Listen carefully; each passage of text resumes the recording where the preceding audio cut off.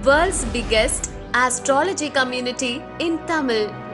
Online Astro TV, வாழ்வின் வெளிச்சம். Online astro டிவியை கண்டு மகிழுங்கள். அனைவருக்கும் வணக்கம். எல்லோருக்கும் எல்லாம் கிடைக்கட்டும். தர்மசாஸ்திரா ஜோதிட வித்யாலயா மற்றும் ஆன்லைன் ஆஸ்ட்ரோ டிவி இணைந்து நடத்தக்கூடிய அருமையான பஞ்சபட்சி வகுப்பிற்கு உங்கள் அனைவரையும் வருக வருக என அன்புடன் வரவேற்கிறேன். நிகழ்ச்சியினுடைய தொடக்கமாக கடவுள் வாழ்த்து. வணக்கம் மேம். நல்ல மனமுலாம் மாமலரால் நோக்குலாம் மேல் உடலால் பூக்கொண்டு தூப்பாத்தில் மீறி தும்பிக்கை யாழ்வாரம் தப்பாமல் சார்பால் தமக்கு ஞானானந்தமயம் தேவம் நிர்மல ஸ்படிகாகிருதம் ஆதாரம் சர்வ வித்யானாம் ஹயக்ரீவம் உபாஸ்மகே. குரு பிரம்மா குரு விஷ்ணு குரு தேவோ மகேஸ்வரஹா குரு சாட்சாத் பரபிரம்மா தஸ்மை ஸ்ரீ குருவே நமகா. வேயுறு தோழி பங்கன் விடமுண்ட கண்டன் மிக நல்ல வீணை தடவி மாசரு திங்கள் கங்கை முடிமேல் அணிந்தன் உலமே புகுந்து அதனால் ஞாயிறு திங்கள் செவ்வாய் முதல் வியாழன் வெள்ளி சனிபாம்பு இரண்டும் உடனே ஆசரு நல்ல நல்ல அவை நல்ல நல்ல அடியாரவர்க்கு மிகவே. ஓம் ஸ்ரீ மகாவிஷ்ணு 12 ராசிகளையும் பிரம்மஸ்வரூபமான 27 நட்சத்திரங்களையும் அவருடைய 108 பாதங்களையும் சிவஸ்வரூபமான நவக்கோள்களையும் பஞ்சபூதங்களையும் வணங்கி இந்த வகுப்பு இனிதே தொடங்கட்டும். குரு வாழ்க, குருவே சரணம். நன்றிமா, நன்றி. வாழ்த்துக்கள் எல்லோருக்கும் எல்லாம் கிடைக்கட்டும். பொதுவாக ஒவ்வொரு நட்சத்திரத்துக்கும் ஒரு தொடர்பு இருக்குது. ஸோ அற்புதமான இன்னைக்கு இந்த பஞ்சபட்சி வகுப்பு பார்த்தீங்கன்னா பிரபஞ்சத்தினுடைய ஆசையோட இன்னைக்கு நடக்க இருக்கு. இந்த வகுப்புல இது வரைக்கும் தர்மசாஸ்திரால நான் படிச்சதே இல்லை சார், இதுதான் என்னுடைய முதல் வகுப்பு அப்படின்னு சொல்லக்கூடிய நபர்கள் யாராவது இருக்கீங்களா? அம்மா உங்க பேருமா? மலர்குழலி. மலர்குழலி. எங்க இருந்து வந்திருக்கு? எங்க இருந்து படிக்கிறீங்கம்மா? அரியலூர். ஓகேங்களா. ஏன்னா வகுப்புடைய நிறைவுல உங்களுடைய ஃபீட்பேக் தான் தேவை. நான் வரிசையா வரேங்கம்மா, வரிசையா வரேன். எதுக்காகனா வகுப்புடைய நிறைவுல உங்களுடைய ஃபீட்பேக் தான் எனக்கு தேவை. ஏன்னா எங்கிட்ட நிறைய வகுப்புகள் நிறைய பேர் படிச்சிருக்காங்க. ஓகேங்களா. ஆனால் புதிய மாணவர்கள் இன்னும் வரவங்க அவங்களுடைய ஃபீட்பேக் என்னன்றது என்னுடைய வகுப்புடைய நிறைவில் கண்டிப்பாக கேட்பேன். நீங்கள் உங்களுடைய பதிவு கண்டிப்பாக கொடுக்கணும்னு எதிர்பார்க்குறேன். என்ன இருந்தாலும் சரி, நான் ரொம்ப சூப்பராக நடத்தினாலும் சரி, இல்லை சார் ஆவரேஜ் சார் அப்படின்னாலும் சரி, இல்லை பரவாயில்ல சார் அப்படின்னாலும் சரி, எப்படி இருந்தாலும் சரி உங்களுடைய மதிப்புமிக்க ஒரு இது எங்களுக்கு தேவைப்படுது. ஏன்னா மாணவர்களுடைய திருப்தி தான் எங்களுடைய அடுத்த ஒரு வளர்ச்சிக்கு உதவும். உங்களுக்கு என்ன தேவையோ அதை முழுமையாக கொடுக்கணுன்றது தான் எங்களுடைய எண்ணம். ஸோ அதற்காக தான் இந்த ஒரு இது. இன்னும் யார் வந்திருக்கீங்க? லக்ஷ்மி பிரபா, மலேசியா. ஓகேம்மா, நன்றிம்மா, நன்றிம்மா, ரொம்ப சந்தோஷமா, வாழ்த்துக்கள்மா. சரி, அடுத்ததுங்க. நன்றி. வேற யாராவது வந்திருக்கீங்களா? இது வரைக்கும் என்கிட்ட படிக்காதவங்க? வளர்மதி, மதுரை. ஓகேம்மா, தேங்க்யூம்மா, தேங்க்யூ. வணக்கம். சரஸ்வதி, காரைக்குடி. ஓகே ஓகே, வாழ்த்துக்கள்மா. சரிங்க. வணக்கம் சார், கோயம்புத்தூர்ல இருந்து ரமேஷ் சார். Okay, okay.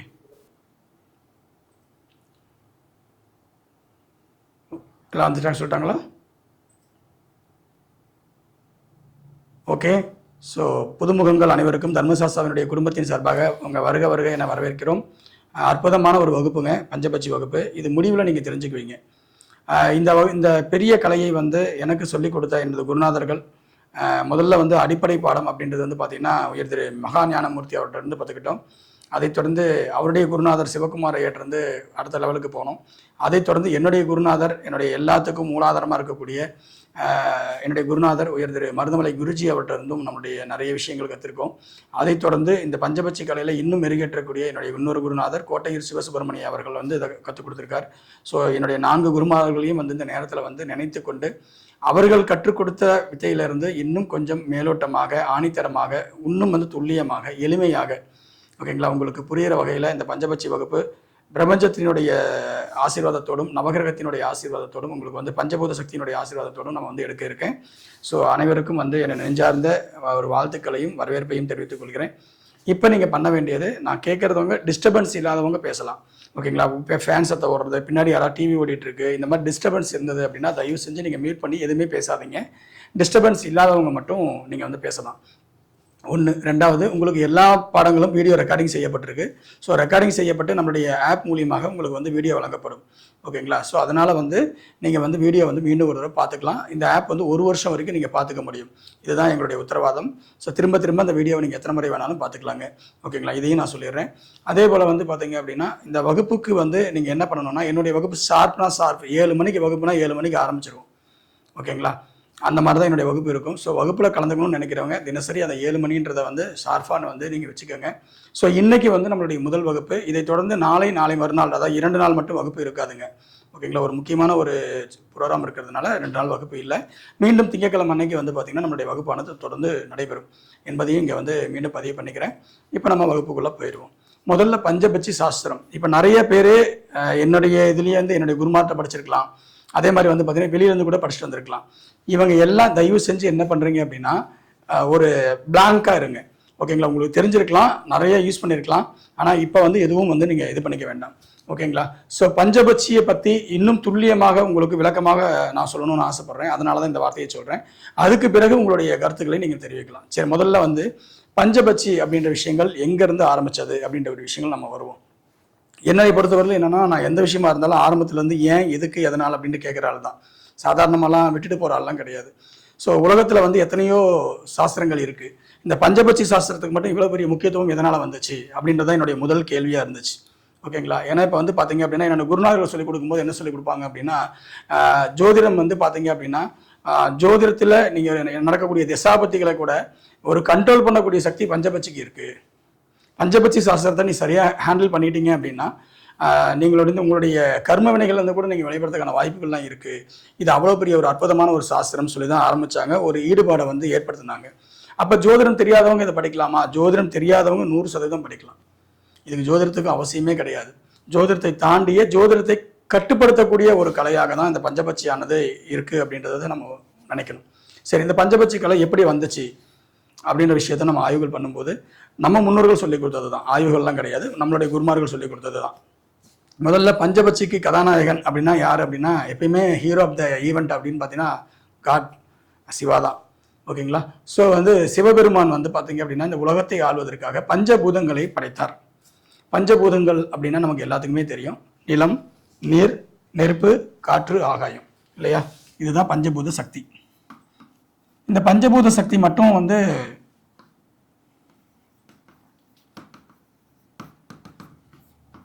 இந்த பஞ்சபூத சக்தி தான் இந்த உலகத்தை ஆள்கிறது அப்படிங்கிறது பிரதானம். ஏன்னா நம்ம உடம்பும் நிலம், நீர், நெருப்பு, காற்று, ஆகாயம் என்ற பஞ்சபூதங்களால் ஆனது தான் நம்ம உடம்பு. ஓகேங்களா? நம்மளுடைய இது அப்போ இந்த பஞ்சபூத சக்தி என்பது ஒரு உறுதியான, திடமான, நிலையான அப்படின்ற ஒரு விஷயங்களை எடுத்துக்கலாம். ஓகேங்களா? இந்த பஞ்சபூத சக்தி நமக்கு ஏற்கனவே தெரியும். ஃபர்ஸ்ட் வந்து லேண்ட், நிலம், வாட்டர், நீர்,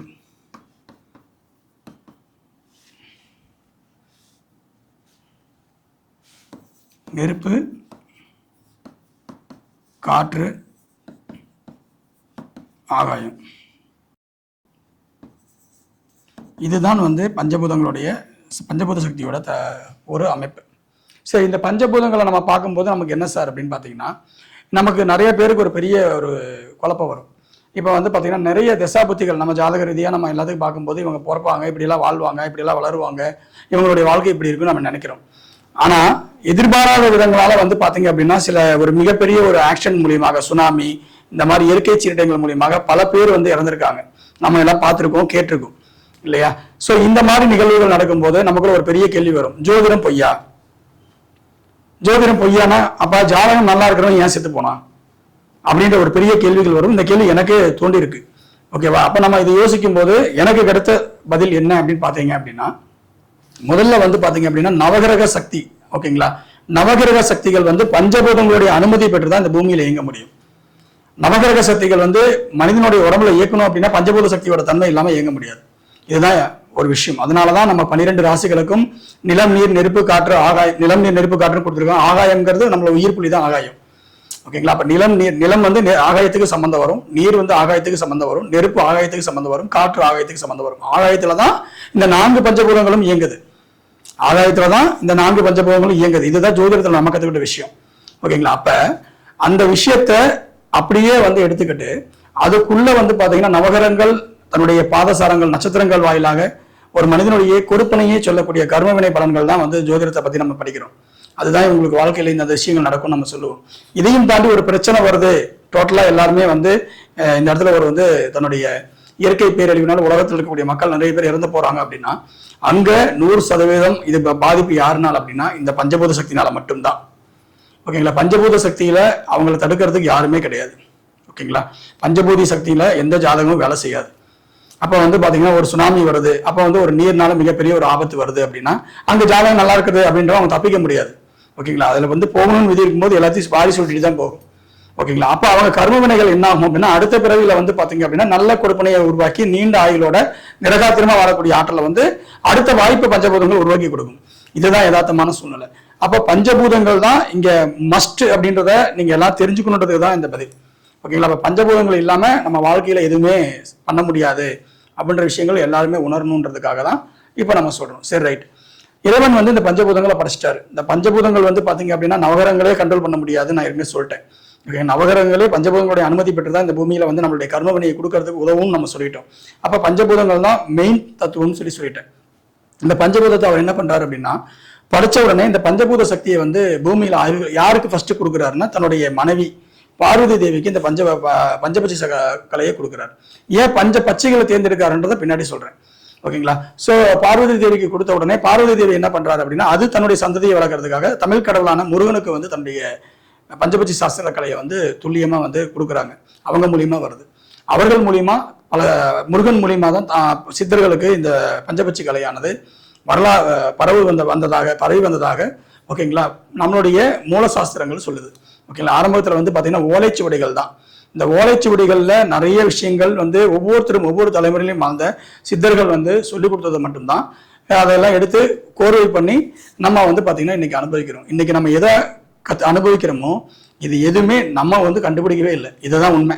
இன்னைக்கு வந்து ஷார்ட்கட்ஸ் வேணா நம்ம கண்டுபிடிக்கலாம். இந்த பஞ்சபட்சி சாஸ்திரத்தை எப்படி எளிமையா பண்றது, விரல் வச்சுக்கிறது, எப்படி இது பண்றது, இதெல்லாம் இது நம்மளுடைய டெக்னாலஜிக்கு தகுந்த மாதிரி நம்ம வந்து மாத்திக்கலாம். ஆனா இதையெல்லாம் எல்லாமே நம்ம முன்னோர்கள் கொடுத்தது போனது மட்டும்தான். ஓகேங்களா? நம்ம வந்து இன்னைக்கு அனுபவிக்கிறோம், அவ்வளவுதான். நம்ம தாத்தா சேர்த்து வச்ச சொத்தை பேரை அனுபவிக்கிறான், அந்த மாதிரி நினைச்சுக்கோங்க. பூர்வீகத்துல நம்ம வந்து கொடுத்துட்டு போனதை இப்ப நான் அனுபவிக்கிறோம். ஏதோ ஒரு பிறவியில ஏதோ ஒரு இடத்துல இந்த பிரபஞ்சத்துக்கு நான் கொடுத்துட்டு போயிருப்பேன், இப்ப அதை நான் ரிசீவ் பண்றேன். இதுதான் விஷயம். ஓகேங்களா? அப்ப வந்து பாத்தீங்க அப்படின்னா ஒரு கால சுழற்சி அப்படின்றது 60 வருஷம். இந்த 60 வருஷமும் வந்து பாத்தீங்கன்னா ஒண்ணு கொடுக்கும்போது ஒண்ணு கண்டிப்பா ரிட்டர்ன் ஆகும். அப்ப 30 வருஷத்துக்கு அப்புறம் ஒரு மாற்றங்கள் வந்துகிட்டே இருக்கும். இந்த 30 வருஷத்துல உன்னோட ஒரு சனி ஒரு ரவுண்டு வரதுக்குள்ள நீ என்னென்ன நல்லது பண்றையோ அந்த புண்ணியங்கள் தான் அடுத்த 30 வருஷத்துக்கு உங்களுக்கு இருக்கும். ஓகேங்களா? சோ இதுதான் விஷயம். அப்ப வந்து என்னன்னா பஞ்சபட்சி சாஸ்திரம் என்பது நிலம், நீர், நெருப்பு, காற்று, ஆகாயம் அப்படின்ற இந்த தத்துவங்களை எப்படி நம்ம வாழ்க்கையில இயக்குறாங்க, தன்னுடைய உடம்புல அது இயங்குது அப்படின்ற விஷயங்களை துல்லியமா வச்சுக்கதான் பஞ்சபட்சி சாஸ்திரம். சரி, ரைட். இந்த பஞ்சபட்சி சாஸ்திரத்துக்கு ஏன் வந்து பச்சையை தேர்ந்தெடுத்தாங்க? என்னுடைய கேள்வி, அடுத்த கேள்வி அதுதான். ஓகேங்களா? இப்போ உதாரணத்துக்கு நான் சொல்றேன். இப்போ மனிதன் பஞ்சபட்சி 5 மனிதர்கள் அப்படின்னு தேர்ந்தெடுக்க முடியாது. ஏன்னா மனிதன் வந்து அந்த மாதிரி கிடையாது. ஓகேங்களா? மனிதன் வந்து மனிதனுக்குள்ள வேணா 1000 குணங்கள் இருக்கலாம். ஓகேங்களா? நல்லவன், கெட்டவன், அந்த மாதிரி கொடூரமானவன் நிறையவான் இருக்கு. ஆனா பஞ்சபட்சி சாஸ்திரத்தை பொறுத்தவரைலாம் அப்படி கிடையாது. அது இறைவன் தேர்ந்தெடுக்கும் போது ஏன் நான் முதல்ல என்னோட கேள்வி அப்படிதான் இருந்துச்சு, ஏன் வந்து பச்சைகளை தேர்ந்தெடுத்தாரு? அந்த கேள்விக்கான பதில் வந்து நான் 2-3 பேர் குருமாதிரியே கேட்டுக்கிட்டேன், யாரும் சொல்லலை. பட் என்னுடைய ஆய்வுல என்ன நான் தெரிஞ்சுக்கிட்டேன் அப்படின்னு பாத்தீங்க அப்படின்னா பச்சைகள் ஏன் இறைவன் தேர்ந்தெடுக்கணும்? வேற ஏதாவது விலங்குகளை தேர்ந்தெடுக்கலாம் இல்லையா? அப்படின்னு தேர்ந்தெடுக்கும் போது இந்த பச்சைகளுக்கு மட்டும்தான் மிகப்பெரிய ஒரு ஆற்றல் உண்டு. என்ன ஆற்றல் சார் அப்படின்னா, நீங்க வேணா எந்த விலங்கு வேணா பாருங்க, நில தத்துவம், நீர் தத்துவம், காற்று தத்துவம், நெருப்பு தத்துவம், ஆகாய தத்துவம் என்ற இந்த 5 பஞ்சபூதங்களோட தொடர்பு இருக்கக்கூடிய விலங்குகள் யாராலும் செக் பண்ணி பாருங்களேன். யாராவது இருக்காங்க அந்த மாதிரி? நிலத்திலையும் இருக்கணும், நீர்லயும் இருக்கணும், நெருப்புலையும் இது பண்ணணும், காற்று இருக்கணும், ஆகாயமும் வரணும். ஓகேங்களா?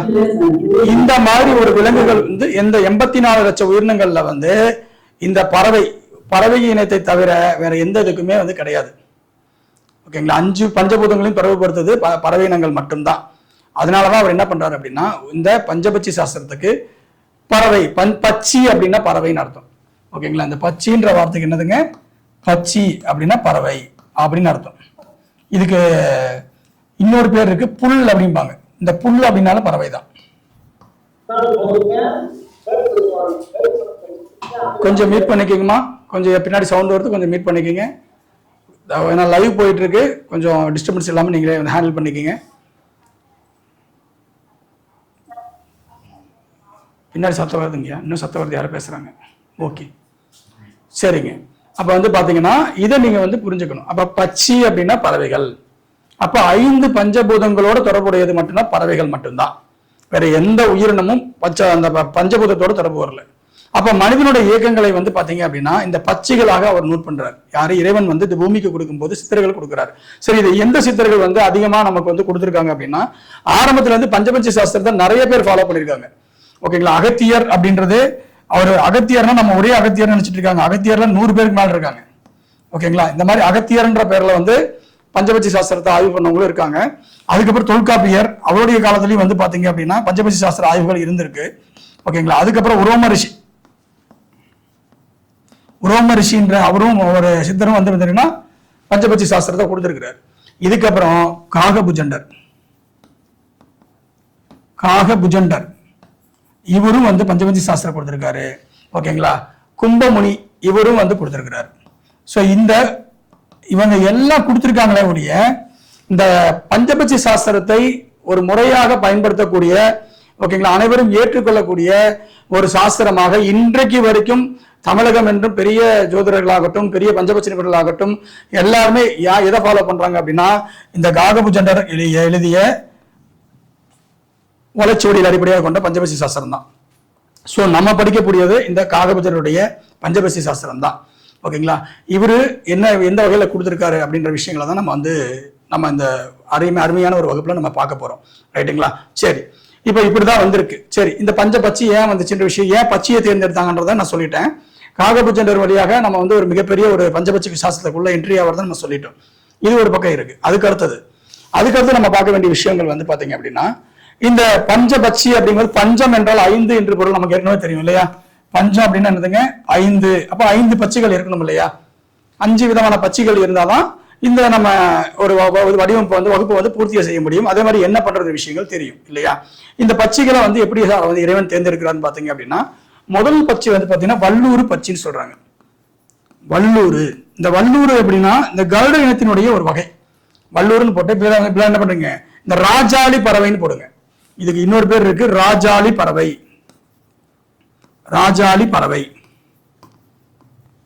அமெரிக்காவுடைய சின்னத்துல போய் பாத்தீங்கன்னா இந்த ராஜாளி பறவை போட்டிருப்பாங்க. ஓகேங்களா? சோ இந்த வல்லூர் அப்படின்றது என்னன்னா, இந்த வல்லூர் இந்த பொதுவாக நம்ம கருடன் நம்ம போய் பார்த்திருக்கோம்ல, கருடன் எங்க பறக்கும்? எவ்வளவு தூரம் பறக்கும்? ரொம்ப உயரமா. ஓகேங்களா? கிட்டத்தட்ட பூமியில இருந்து 1000 அடிக்கு மேல பறக்கக்கூடிய அமைப்பு இருக்கக்கூடியது இந்த வல்லூர் அப்படின்ற ராஜாளி பறவை. இந்த பறவைக்கு என்னமா? ஓகேங்களா? அதாவது மிக மிக உயரமாக, பூமியிலிருந்து மிக உயரமாக, ஓகேங்களா, கிட்டத்தட்ட 1000 to 2000 அடி உயரத்துல கூட பறக்கக்கூடிய ஆற்றல் உடையது இந்த ராஜாளி பறவை. சரி, இது என்ன சார் இது அப்படின்னு பார்க்கும்போது இவங்க என்ன பண்றாங்க அப்படின்னா ஒவ்வொரு தத்துவமா பிரிக்கிறாங்க. சரி, இந்த பறவை ராஜாளி பறவைங்கிறது வந்து எந்த தத்துவத்துக்கு பொருந்தது அப்படின்னு பாத்தீங்க அப்படின்னா, ஒருவேளை நிலமா, நீரா, நெருப்பா, காற்றா, ஆகாயமா அப்படின்னு இருக்கு இல்லையா? சோ எந்த தத்துவத்துல பொருந்ததுன்னு சொல்ல பார்க்கும்போது இந்த ராஜாளி பறவை அப்படின்ற முதல் பறவையானது எங்க வருது அப்படின்னு பாத்தீங்க அப்படின்னா நிலத்தத்துவத்தோட பொருந்தது. ஏன் சார் நிலத்தத்துவத்துல பொருந்தணும்? அடுத்த கேள்வி, என்னுடைய கேள்வி. ஓகேங்களா? சும்மா சொல்லிட்டீங்க, அப்பனா அது ஏன் பொருந்தணும் அப்படின்ற ரூல் வரணும் இல்லையா? சோ இந்த ராஜாளி பறவை என்பது மிக உயரமான ஒரு பறவை. பொதுவா இந்த வல்லூர் இனத்தை சார்ந்த நட்சத்திரத்தில் பிறந்தவங்க, வல்லூர்ல பேர் வச்சவங்க எல்லாருமே அவங்களுடைய பார்வை எங்க இருக்கு தெரியுமா? பார்வை பலம் அதிகமா இருக்கும். சொல்லுங்களா? பார்வையிலேயே ஒரு ரியாக்ஷன் தெரியும் சொல்லுவோம் இல்லையா? அந்த பார்வை பலத்தை அவங்க அதிகப்படுத்துவாங்க. சோ ஒரு இறையானது பூமியில வந்து எந்த இடத்துல இருந்தாலும் சரி, 1000 அடிக்கு மேல இருக்கக்கூடிய அந்த பறவை அவ்வளவு வேகமா வந்து அந்த இறையை வந்து கரெக்டா நோட் பண்ணி, அங்கிருந்து நோட் பண்ணி டக்குன்னு வந்து பூமியில் இருக்கக்கூடிய இறையை தூக்கும். ஓகேங்களா? அப்புறம் என்ன அர்த்தம்? பூமியில் இருக்கக்கூடிய எல்லா விஷயத்தையும் வானத்துல இருந்து தன்னுடைய அப்சர்வேஷனால பண்ண முடியும், ஈர்க்க முடியும் அப்படின்னா அது வந்து இந்த கருட இனத்துக்கு உங்களுக்கு தெரியும், நீங்களே பார்த்திருப்பீங்க. கருடன் இதை தான் பண்ணுவாரு. அதே மாதிரி அதை அது தொடர்புடைய ராஜாளி பறவையும் இதுதான் பண்ணும். இதுதான் வல்லூர் அப்படின்னு சொல்றாங்க. சோ வல்லூர் என்ன பண்ணுது? மிக தூரத்துல இருந்தாலும் பூமியில் இருக்கக்கூடிய தன்னுடைய இரையை வந்து வேகமாக எடுத்துக்கொள்ளக்கூடிய ஆற்றல் புரிஞ்சு இருக்கிறதுனால, ஓகேங்களா, இந்த பூமி தொடர்புக்கு எப்பயுமே என்னன்னா, ஒரு பொருள் வந்து இப்ப பக்கத்துலயே இருக்குன்னு வச்சுக்கோங்களேன், இதோட மதிப்பு இங்க தெரியாது, ஆனா இதோட மதிப்பு இல்லாதவனுக்கு தெரியும்.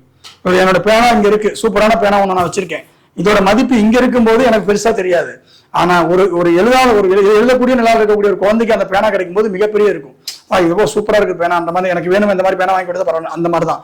ஸோ இல்லாத இடத்துக்கு தான் அந்த ஈர்ப்பு கிடைக்கும். அப்ப ஸோ இது தன்னுடைய இரையை, பூமியில் இருக்கக்கூடிய இரையை இந்த வல்லூர் பறவையானது என்ன இருக்கு பாத்தீங்க அப்படின்னா அழகா அதை வந்து கீழே வந்து எடுக்கும்.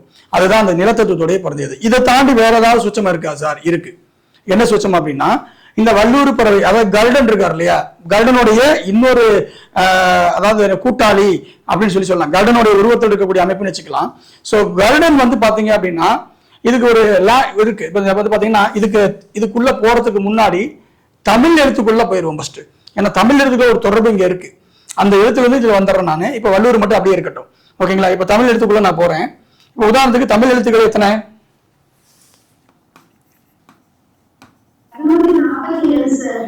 தமிழ் எழுத்துக்கள் 247 இல்லையா? சோ இந்த 247 எழுத்து நம்ம இருக்கு அப்படின்னா இதனுடைய ஆதி என்ன அப்படின்ற ஒரு கேள்வி வரும் இல்லையா? ஆதி என்ன சார்? ஒரு குடும்பத்துல 9 பேர் 10 பேர் பிறகுறாங்க, ஆனா அப்பா அம்மா தானே மெயின், அவங்க தானே ஆதி. அப்ப உயிர்த்தன்மை இருக்கக்கூடிய இது அப்படி நமக்கு தேவை இல்லையா?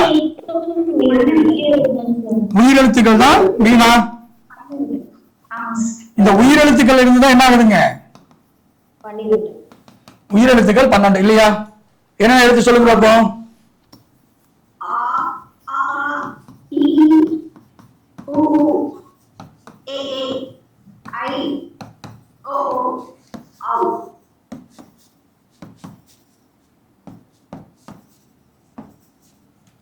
ஓகேங்களா? அதுக்கப்புறம் அக்கு வருமா? வராது. அக்கு வராது. அக்கு வராது. இது ஆயுத எழுத்து. ரைட். இப்ப பாருங்க, மொத்தம் எத்தனை எழுத்துக்கள் இருக்கு?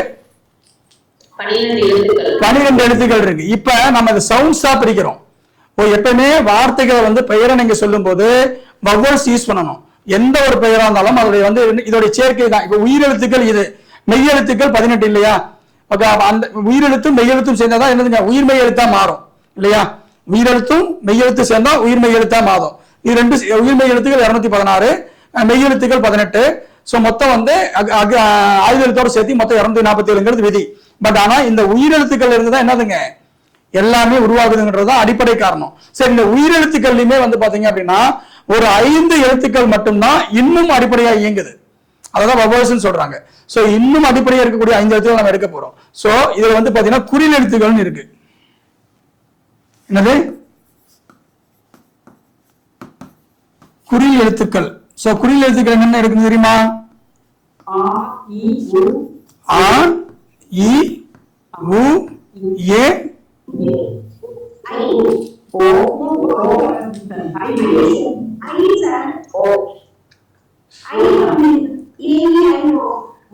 இல்ல அது வந்து நீங்க ஆங்கில எழுத்துக்குள்ள போகாதீங்க. ஆங்கில எழுத்துக்குள்ள போகாதீங்க. வவல்ஸ்னா 5 மட்டும் மைண்ட்ல வச்சுக்கோங்க. ரைட்டா? சரி, இப்ப பாருங்க, சிம்பிளா புரிய வைக்கிறேன். இந்த ஆவ நெடிலா பண்ணா ஆ, அப்படித்தானே? ஆ, ஆ. அப்ப இதோடைய நெடில் சொல் தானேங்க ஆன்றது ஒரு வார்த்தை. ஆலியே ஆ வந்துருச்சு, அதை இழுத்து சொன்னா ஆ அப்படின்னா அது நெடிலா மாறும் இல்லையா? அப்ப இது குறில், இது நெடிலா. அப்ப இந்த ரெண்டுல இருந்து நம்ம என்ன பண்ணிக்கிறோம்? 1 எடுத்துக்கிறோம். அதுக்கப்புறம் இ, ஈ. அப்ப இதுல இருந்து நம்ம என்ன பண்றோம்? 1 எடுத்துக்கிறோம். அதுக்கப்புறம் ஊ, ஊ. அப்ப இதுல என்ன பண்றோம்? இந்த 1 எடுத்துக்கிறோம். அடுத்தது ஏ, ஏ. அப்ப ஏ மட்டும் என்ன பண்றோம்? 1 எடுத்துக்கிறோம். ரைட்டா? சரி, இப்ப இந்த ஐயன் இருக்கு இல்லையா? இந்த ஐயன் இருக்கு இல்லையா? இந்த ஐய இப்ப பாருங்க, ஐயான்னு போடுறோம். ஐய என்ன பண்றோம்? ஐயான்னு போடுறோம். ஐயான்னு போடுறோம். இதுல ஏதாவது வித்தியாசம் இருக்கா உங்களுக்கு?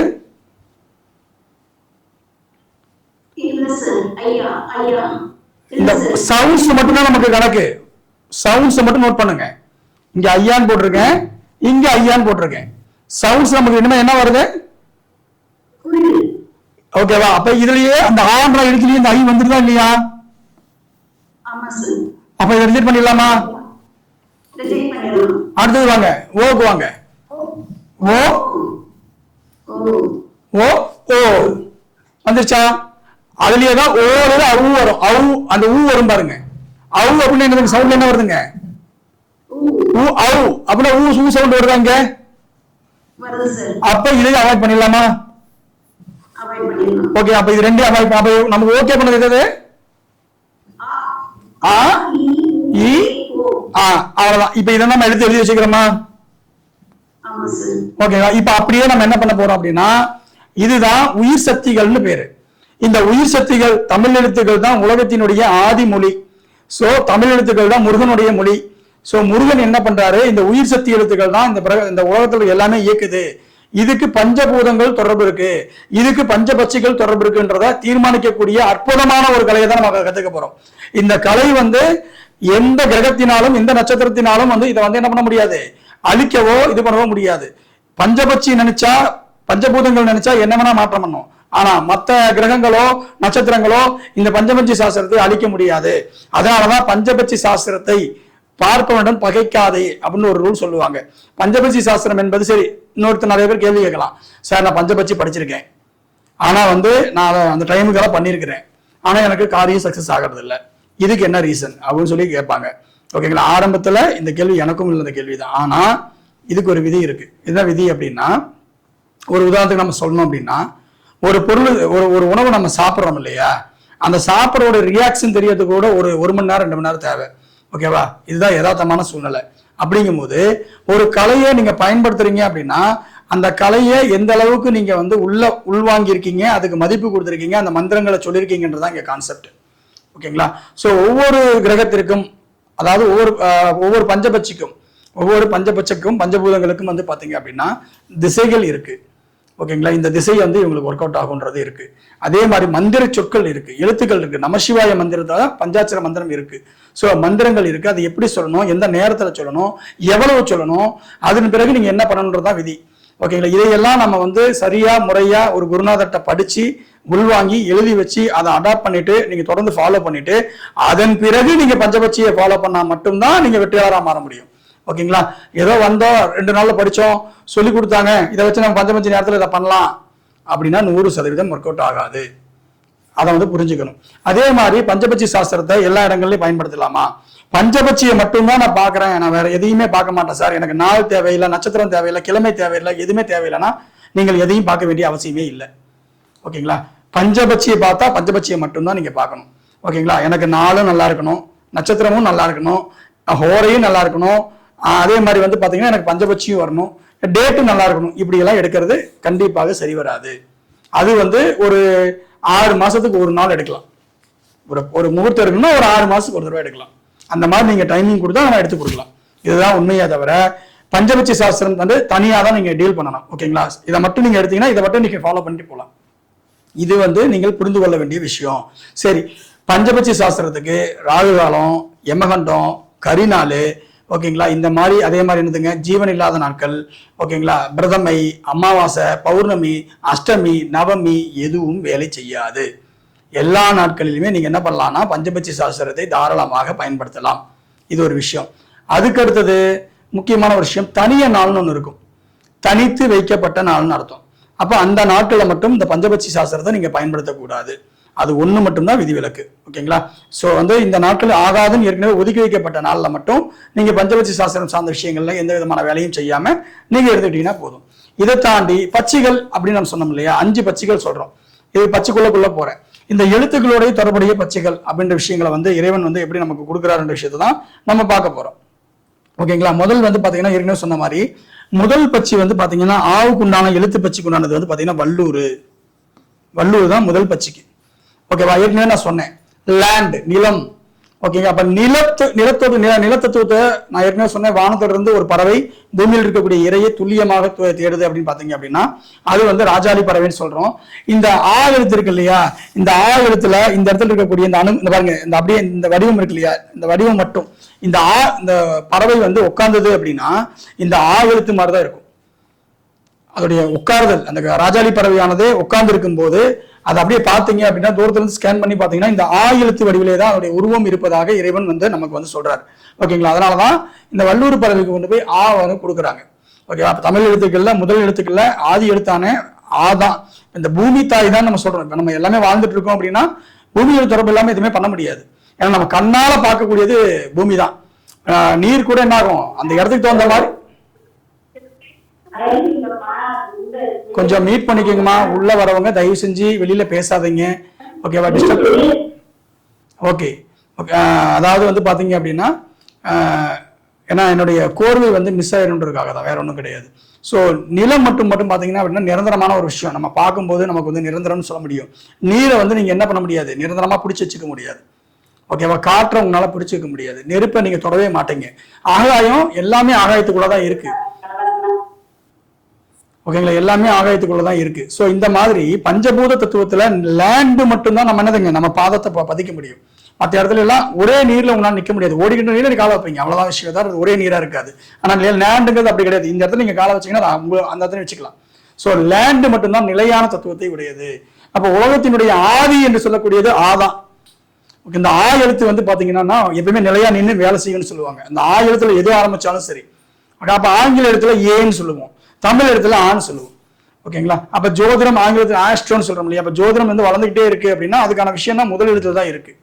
அப்ப அந்த தொடர்புகள் அப்படின்ற ஒரு விஷயம் தான் ஒரு மனிதனுடைய வாழ்க்கையை தீர்மானிக்குது. அப்ப லேண்டு உரிய எழுத்துக்கள் அப்படின்னு பாத்தீங்கும்போது ஆ எழுத்து, ஆதி அப்படின்ற விஷயங்கள் எடுத்துக்கோங்க. அதுக்கு அடுத்தது வந்து பாத்தீங்கன்னா இந்த ஈ இருக்கு இல்லையா? இந்த ஈ இருக்கு இல்லையா? இந்த ஈக்கு வந்து இங்க ஒரு புள்ளி வச்சீங்கன்னா, ஈக்கு பக்கத்துல 2 புள்ளி வச்சீங்க அப்படின்னா அதனுடைய வடிவம் அப்படியே வந்து பாத்தீங்கன்னா ஆந்தை உட்கார்ந்து இருக்கிற மாதிரி இருக்கும்.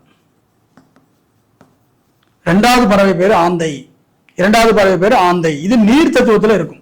ஓகேங்களா? இது நீர் தத்துவத்துல இருக்கும். இந்த பறவை என்ன பண்ணும்னா எவ்வளவு தூரத்துல இருந்தாலும் தன்னுடைய இறை பூமியில் இருக்கக்கூடியது கண் பார்வை, கண்ணுக்கு உரிய மனிதனுடைய இதுல வந்து முக்கியமா காரணமா கண்ணு சொல்லுவோம். சோ நேத்திரத்துக்குரிய அமைப்பாக வந்து பாத்தீங்கன்னா வல்லூர் பறவையை சொல்றாங்க. இன்னொன்னு வந்து பாத்தீங்கன்னா 2வது ஆந்தை. ஆந்தை உங்களுக்கு தெரியும் இரவு நேரத்துல மட்டும்தான் தன்னுடைய அது பணி செஞ்சுட்டு இருக்கும் இல்லையா? அது வந்து குளிர்ச்சியான இடத்துலதான் இருக்கணும், எல்லாமே நம்ம கேள்விப்பட்டிருக்கோம். அப்ப நீர் பிரதேசங்கள்ல, நீர் இருக்கக்கூடிய பகுதிகளில், குளிர்ந்த பிரதேசத்துல இரவில் மட்டுமே கண்ணு தெரியும் சொல்லுவோம். சோ இந்த மாதிரி தொடர்புடையது யார் அப்படின்னா ஆந்தை. அப்ப ஆந்தைக்காரன் என்ன பண்ணுவான்னா அவனுக்கு கண்ணு சரியா தெரியாது. நீங்க ஆந்தை பச்சையில பிறந்தவங்களை போய் சீக்கிரம் போய் பாருங்க, கண்ணாடி போடுறது, பார்வை மங்கலாகிறது, இதெல்லாம் தெரியும். அப்ப யார் சார் அவங்களாம் அதெல்லாம் பின்னாடி பார்ப்போம். ஓகேங்களா? சோ வந்து ஆந்தை பச்சைக்காரங்களுக்கு பார்வை என்பது கொஞ்சம் குறைபாடு இருக்கும். ஆனா இவங்க சார்பா இருக்கும் காது. ஓகேங்களா? பக்கத்து வீட்டுல எவனா ஏதாவது புஸ்கு பேசிட்டு இருப்பான், பாத்தியா நம்மளை பத்தி தான் பேசுறான்னு இவன் தெரியவா சொல்லுவான். சோ காது சார்பா இருக்கக்கூடிய நபர்கள் யார் அப்படின்னா நம்ம ஆந்தை பச்சைக்காரங்க தான். ஓகே, இது வந்து கண்ணு சார்பா இருக்கும், இவங்க வந்து காது சார்பா இருக்கும். ஓகேங்களா? குசு குசுன்னு ஏதாவது ஒண்ணு யார் என்ன பேசலாம் ஈஸியா கண்டுபிடிச்சிருவான். இவன் காதுக்கு வந்துடும் சொல்லுவாங்கல்ல, நீ என்ன பத்தினா என் காதுக்கு வரும் அப்படின்னு ஒருத்தர் யூஸ் பண்றான்னா நான் ஆந்தை பச்சையில பிறந்திருப்பான்னு அர்த்தம். அதை வச்சு நீங்க கெஸ் பண்ணிக்கலாம். ஓகேங்களா? அதுக்கு அடுத்தது வந்து ஓகேவா? இப்ப நிலம், நீர், நெருப்பு. ஓகேவா? நெருப்பு தத்துவம் வந்து பாத்தீங்க அப்படின்னா எல்லா தத்துவங்களுமே வந்து ரொம்ப ஈஸியா வந்து அடாப்ட் ஆகுறது நெருப்பு தத்துவம் தான். ஓகே, அப்ப நெருப்பு அப்படின்னா என்ன சார் அப்படின்னா நம்ம உடம்புல ஆகக்கூடிய ஜீரணம் தான் நெருப்பு. ஓகேங்களா? நம்ம நெருப்பு ஓடினாதான் என்ன ஆகணும், உடம்புல இருக்கக்கூடிய பொருள் எல்லாம் என்ன ஆகும், எல்லாமே அப்படியே கல்லீரல் இது பண்ற மாதிரி. ஓகேங்களா? அப்படியே நம்ம வந்து உடல் எல்லாம் பிரிச்சு பிரிச்சு பிரிச்சு பிரிச்சு வேலை செய்யறது தான். அப்போ நெருப்பு தத்துவம் இயங்கலை அப்படின்னா மனிதனுடைய இயக்கமே கிடையாது, அந்த வேகமே கிடையாது. நம்ம நடக்க முடியாது, பேச முடியாது, எதுவுமே பண்ண முடியாது. நெருப்பு தத்துவமானது உடத்துல சீரா போயிட்டே இருக்கணும், பிளட் சர்க்குலேஷன் போயிட்டே இருக்கணும். ஓகேவா? இது இல்லாம என்ன பண்ண முடியாதுங்க, இந்த உள்ளானது இயங்கவே முடியாது. ஸோ இந்த நெருப்பு தத்துவம் யார் சார் அப்படின்னா அந்த நெருப்பு தத்துவத்துக்காக இறைவன் கொடுக்கக்கூடிய நபர் யாருன்னா காகம். ஓகேவா? நெருப்பு தத்துவத்துக்கு யார் கொடுக்குறாரு? காகம். இந்த நெருப்புக்கு இந்த பாருங்க, இந்த ஊ எழுத்து இருக்கு இல்லையா, இந்த ஊவனாவை நம்ம தூக்கி முன்னாடி இப்படி போடுவோம், ஊவனான்னு போடுவோம் இல்லையா? அப்ப ஆதின்னு போடுறோமா? இந்த ஊவனான்றது வந்து இறைவனுடைய திருநாமம், நம்ம என்ன சொல்றது, ஒரு தொடக்கமாக போடுறது. அப்ப இந்த ஊவனா வந்து பாத்தீங்கன்னா ஆதியா நம்ம சொல்றோம். ஆதியினாலதான் நம்ம என்ன பண்றோம், காகத்துக்கு கொண்டு போய் சாப்பாடு வைக்கிறோம். ஓகேவா? எங்க தாத்தாவுக்காக நான் என்ன பண்றேன், எங்க முன்னோர்களுக்காக நான் தினசரி சாப்பாடு வைக்கிறேன். அப்ப சாப்பாடு யாருக்கு வைக்கிறோம்? காகத்துக்கு வைக்கிறோம். காலபுருஷனுக்கு 1ஆம் இடம், 5ஆம் இடம், 9ஆம் இடம் எல்லாமே நெருப்பு தத்துவத்துல வரும். அப்ப நம்மளுடைய கர்மாக்களை, ஓகேங்களா, நம்ம செஞ்ச கர்மாவை உடனே நம்ம பொசுக்கிறது யாரும் நெருப்புல மட்டும் தான் முடியும், வேற எதுவுமே முடியாது. ஓகேங்களா? அதனாலதான் ஒருத்தர் இறந்துட்டாங்கன்னா டக்குனு போய் நெருப்புல வைக்கணும்னு சொல்றாங்க. யாருமே தண்ணியில போடு புதைச்சி வைன்னு சொன்னதே கிடையாது. எந்த இதுக்குமே புதைக்கிறதுங்கிறது இதே கிடையாது. நம்ம வந்து அவங்க வந்து எங்க அப்பா எரியக்கூடாது அப்படின்னு நினைக்கிறோம், அப்படி கிடையவே கிடையாது. சோ நெருப்பு தத்துவத்துல வந்து அந்த யாரும் ஒரு இது பண்ணாலும் உடனடியாக அவங்களுக்கு வந்து மோட்சம். அதனாலதான் நெருப்புல வந்து நீங்க போகி கொண்டாடுறதுக்கான காரணமே அதுதான். ஓகேங்களா? பழையன கழிதலும் அப்படின்னு சொல்லி ஒரு விஷயத்த போகி கொண்டாடுவோம். அப்ப நெருப்பு தத்துவம் என்பது வந்து பாத்தீங்க அப்படின்னா ஈஸியா வந்து ஒரு விஷயத்துக்கு மோட்சத்தை கொடுக்கறது அப்படின்னு அர்த்தம். ஒரு விஷயத்துக்கு அழிக்கிறதுக்கு அப்படின்னு நம்ம சொல்லுவோம். உங்களுக்கு ரொம்ப ஒரு ஷார்ட்டா ஒரு விஷயத்த சொல்லணும்னா, உங்களுக்கு எது பிடிக்கலையோ, உங்களுக்கு ஒருத்தர் பிடிக்கவே இல்லை, இவங்களை பார்த்தா எனக்கு கோவம் வருது, பயங்கர எரிச்சலா இருக்கு, அவன் நான் பார்க்கவே கூடாதுன்னு நினைக்கிறீங்க, அவங்க போட்டோவை எடுத்து அந்த பச்சை நேரத்தில் போய் நெருப்பு தத்துவத்துல போய் எரிச்சிட்டிங்கனாவே உங்களுடைய மைண்ட்ல இருந்து அவங்க எரேஸ் ஆயிடுவாங்க. ஓகேங்களா? இதெல்லாம் வந்து ட்ரிக்ஸ். அப்ப அந்த மாதிரி வந்து நம்ம நிறைய இடங்கள்ல பயன்படுத்தலாம். அப்ப இந்த நெருப்பு தத்துவம் வந்து பாத்தீங்கன்னா இந்த வந்து காக்கா உட்கார்ந்துருந்தா அந்த ஊ வடிவில் தான் உட்காந்துருக்கும். காக்காவுடைய அந்த சேர்க்கை தலை திருப்பி உட்காந்துருக்கும். தலை திருப்பி உட்காந்துருக்கிறத பாத்தீங்க அப்படின்னு இப்படி உட்காந்துருக்கும். தலை திருப்பி உட்காந்துருக்கிறது பாத்தீங்கன்னா இந்த ஊ வடிவில் தான் இருக்கும். ஸோ அதனாலதான் என்ன சொல்றாங்க அப்படின்னா, எழுத்துக்கள்ல வந்து ஊ அப்படின்ற எழுத்துக்களுக்கு வந்து பாத்தீங்கன்னா காகப்பட்சியை கொடுக்குறாங்க. அதனாலதான் அதுக்கு நெருப்பு பட்சின்னு சொல்றாங்க. நம்மளுடைய கர்மாவை இமீடியட்டா ரிசல்ட் உடனே அடுத்தது எடுத்து தன்னுடைய தலைமுறைக்கு கொடுக்காம தடுக்கிறதுக்கான வேலை செய்யறது யாருன்னா இந்த காகப்பட்சிக்கு உண்டு. ஏன்னா காகப்பட்சிக்கு மட்டும்தான் தன் கூட இருக்கிற ஒரு காக்கா இருந்துச்சுன்னா எல்லாம் சேர்ந்து ஒப்பாரி வைக்கும். பறவைகள்ல எந்த பறவைகளுமே அப்படி கிடையாது. காகம் மட்டும் ஒப்பாரி வைக்கும். நம்ம எப்படி மனிதன் வந்து நம்ம வந்து ஒருத்தர் இறந்துட்டாங்கன்னா எப்படி போய் நம்ம வந்து டோட்டலா வந்து போய் விசாரிக்க போறோம், ஒரு அழுகையில கலந்துக்கிறோமோ அதே மாதிரி தான் அந்த காகமும் பண்ணும். அதனாலதான் நம்மளுடைய பூர்வ புண்ணிய தொடர்புறது வந்து இந்த காகத்துல இருக்கு அப்படின்றதுனாலதான் என்ன பண்றாங்க, காகப்பட்சியை வந்து என்ன பண்றாங்க, இந்த பட்சி சாஸ்திரத்துல வந்து இந்த ஊ எழுத்துக்கு கொடுக்குறாங்க. அடுத்தது ஏ அப்படின்ற எழுத்துன்னு பாத்தீங்க அப்படின்னா இதுக்கு யார் வராங்க அப்படின்னா கோழி. என்ன வராங்க? கோழி.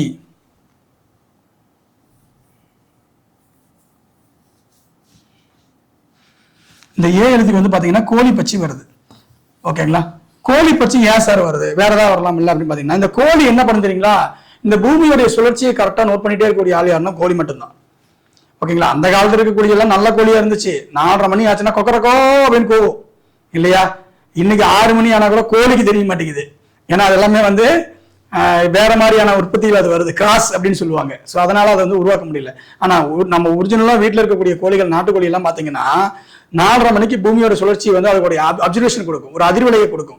அந்த காற்றோட இயக்கத்தை வந்து கண்ட்ரோல் பண்ணி தெரிஞ்சுக்கூடிய சக்தி கோழிக்கு உண்டு.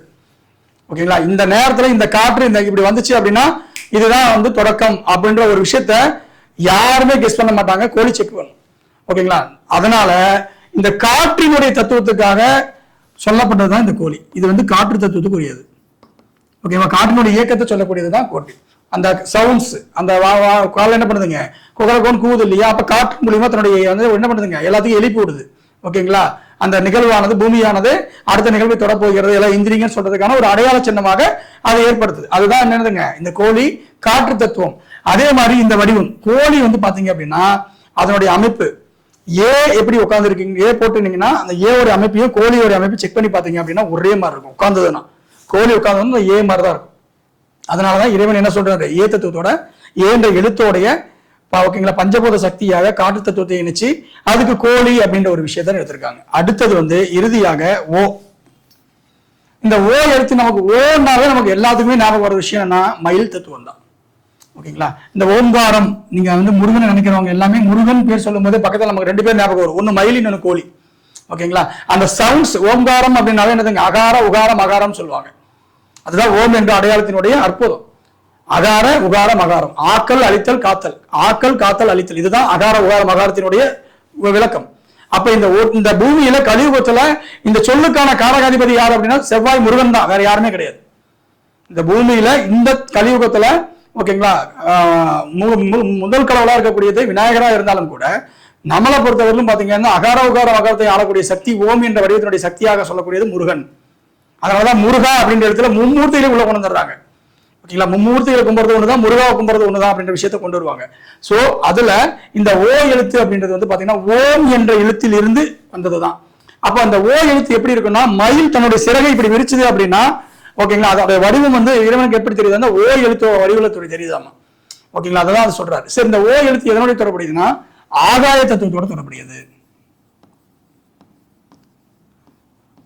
சரி, ஆகாய தத்துவத்தோடு தொடர்புடையதை தவிர இது ஆகாயத்துல போய் பறக்காது. ஆகாயம்னா வள்ளூர் மாதிரி 1000 கிலோமீட்டர் 1000 மீட்டருக்கு மேல இருக்கிறது, 1000 அடிக்கு மேல இருக்குது, 2000 அடிக்கு மேல, அப்படியெல்லாம் இந்த மயில் பறக்காது. அப்படி இருந்து ஏன் சார் ஆகாய தத்துவத்தோடு தொடர்புடையது அப்படின்னா, ஆகாயத்தில் இருக்கக்கூடிய ஒரு விஷயம் ஓகேங்களா பூமிக்கு தேவைப்படுது, அதனாலதான் வள்ளூர் பூமிக்கு வந்தது. ஆனா பூமியில் இருக்கக்கூடிய ஒரு விஷயம் ஆகாயத்தோட பிளஞ்ச் பண்ணது, ஒரு தொடர்புல வருது அப்படின்னா அது வந்து மயில் தத்துவம் மட்டும்தான். ஓகேங்களா? இது என்ன பண்ணும் அப்படின்னா ஆகாயத்தில் இருக்கக்கூடிய சில விஷயங்களை பூமிக்கு கொண்டு வருவதற்காக, அதாவது உதாரணத்துக்கு ஒரு மழை வருது, மழை வரும்போது நீங்க நிறைய பார்த்துருப்பீங்க, மயில் வந்து தொகை விரிச்சு ஆடும், ஓகேங்களா, இந்த இணையோட சேர்றது, இதெல்லாம் நிறைய நீங்க பார்த்துருப்பீங்க. ஸோ அதுக்கு தெரியும், அந்த அப்சர்வேஷன் தெரியும், எப்ப மழை வருது எப்ப இருக்கும். அப்ப அந்த ஆகாய தத்துவத்தினுடைய உண்மையான சூழ்நிலையை, இப்ப எனக்கு வந்து ஊட்டி ஆகாது, ஏன்னா அது ரொம்ப கூலிங்கா இருக்கு, எனக்கு ஆகாதுன்னு நம்ம சொல்றோம்னு வச்சுக்கோங்க. அப்ப எனக்கு நெருப்பு பூமியில் நான் வாழ்ந்து இருக்கேன்னு அர்த்தம். அப்ப உடம்பு நெருப்பு உடம்புன்னு அர்த்தம். இதே எனக்கு வந்து ஐயோ என்னால இங்க இருக்கவும் முடியல, நான் ஊட்டியில தான் போகணும், நான் வந்து அங்க ஸ்வீடன்ல இருந்தேன், நான் வந்து குளிர் பிரதேசத்துல தான் நான் வாழ்ந்து இருக்கேன்னா என் உடம்பு என்னதுங்க, நெருப்பு தத்துவத்துக்கு ஒத்து வரலன்னு அர்த்தம்.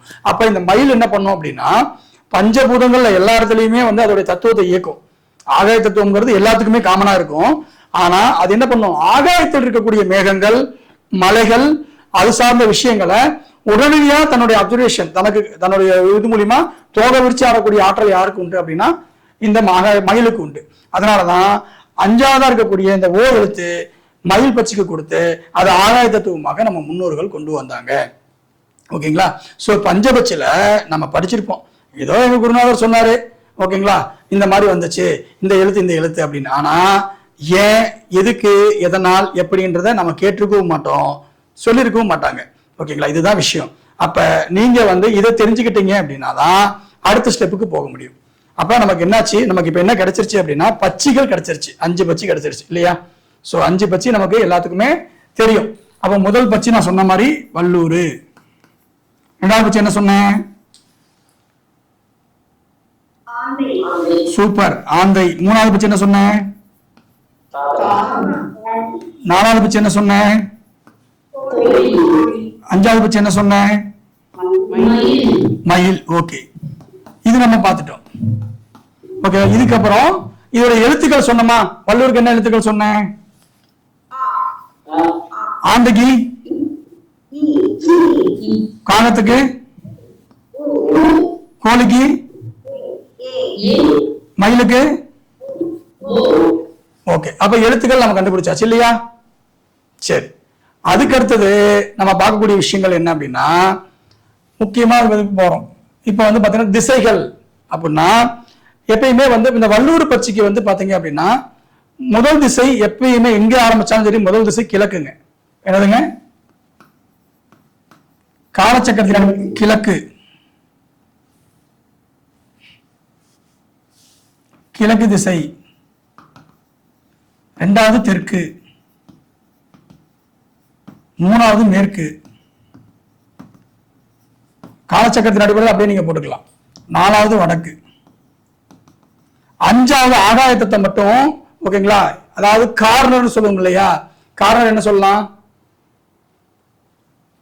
எல்லாத்துடைய கார்னர் திசைகளும் இந்த 5வது வரும்.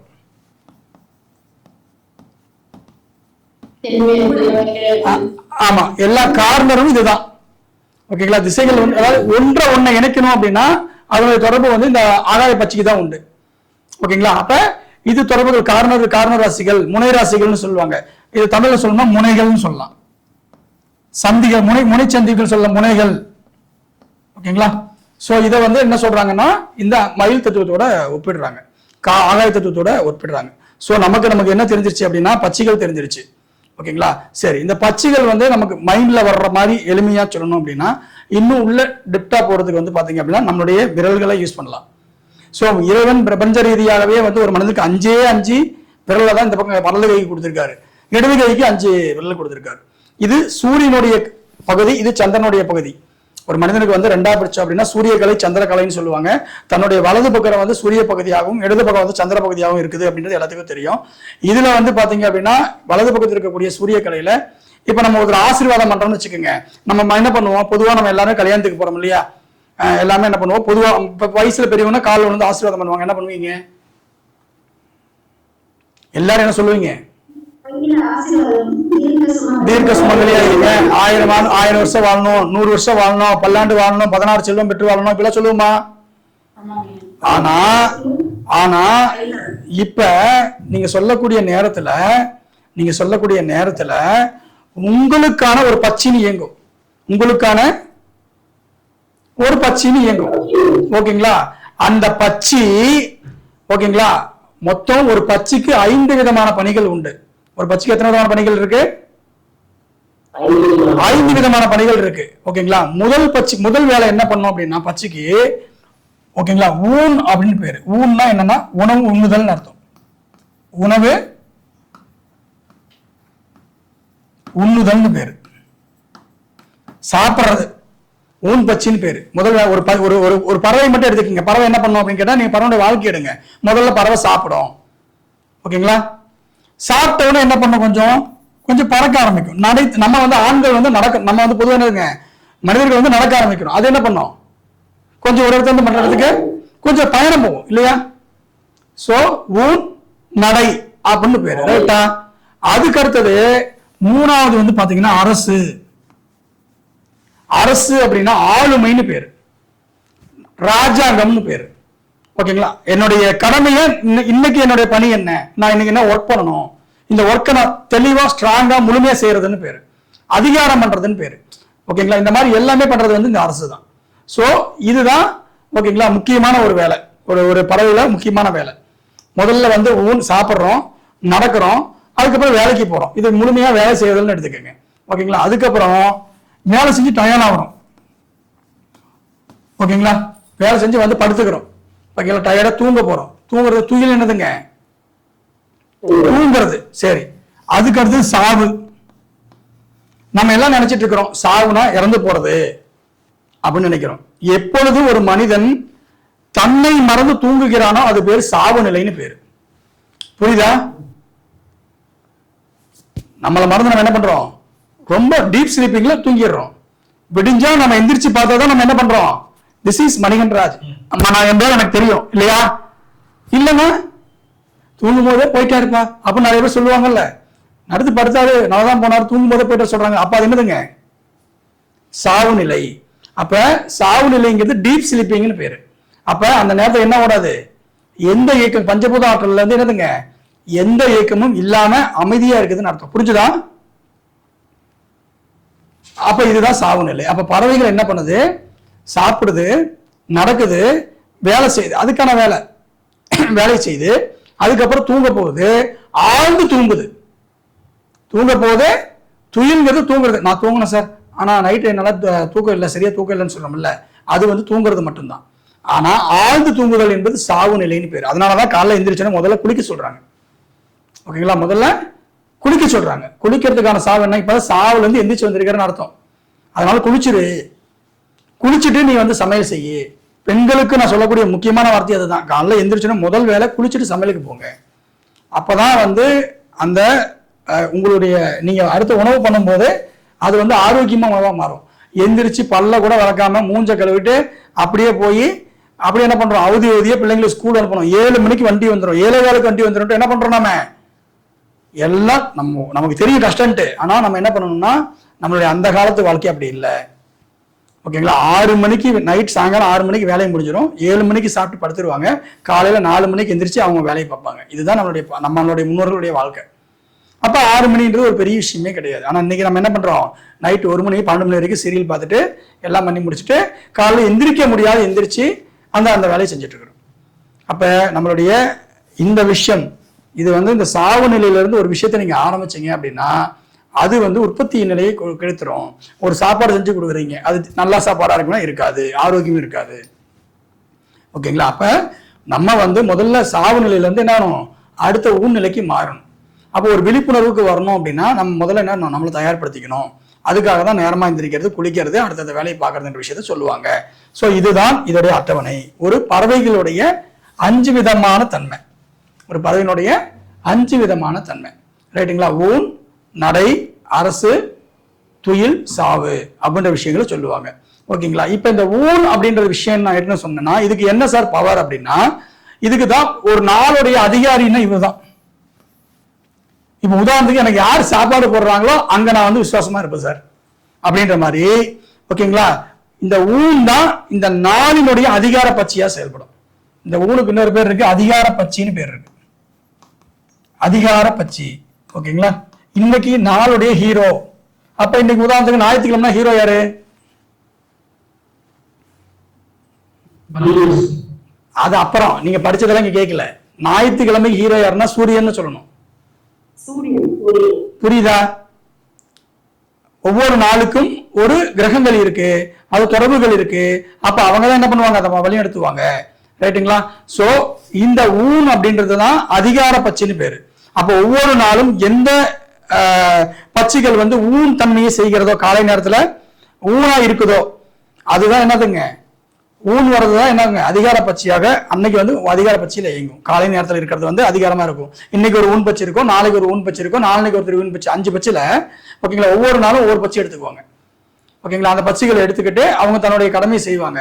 அதுல யார் ஊன் பட்சி முதல் பட்சியா வருது, காலைல 6 மணிக்கு வருதோ அவங்க தான் அன்னைக்கு அதிகார பட்சி.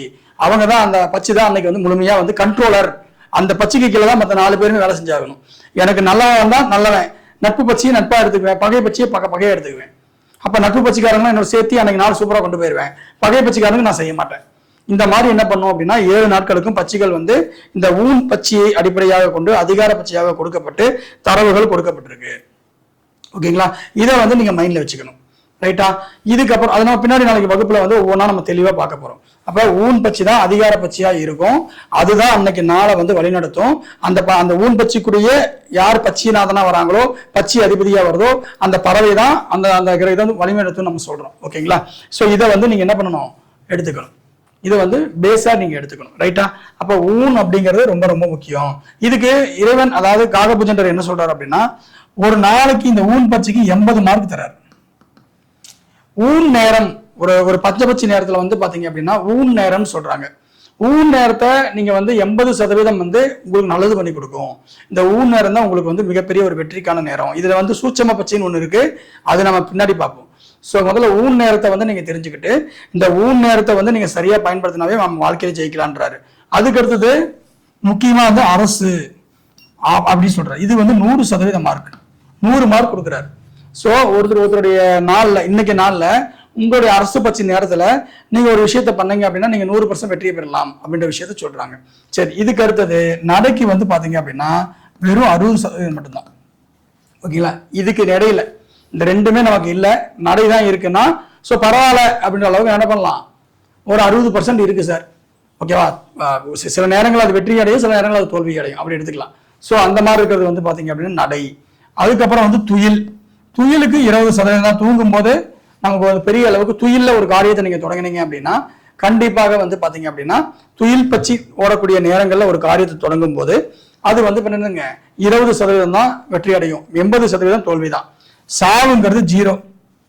ஓகேங்களா? சோ அந்த நேரத்துல நீங்க எதை செஞ்சாலும் அது வந்து அழிக்க வேண்டிய விஷயத்த சாவல தொடங்கலாம். எனக்கு வந்து இதோட முடிஞ்சு போகணும், இதுக்கு மேல மூஞ்ச பார்க்க கூடாது, சாவல இது பண்ணிக்கலாம். இதுதான் அழித்தல்னு பேரு. சாவுன்றது அதுதான், அது முடிஞ்சு போச்சுன்னு அர்த்தம்.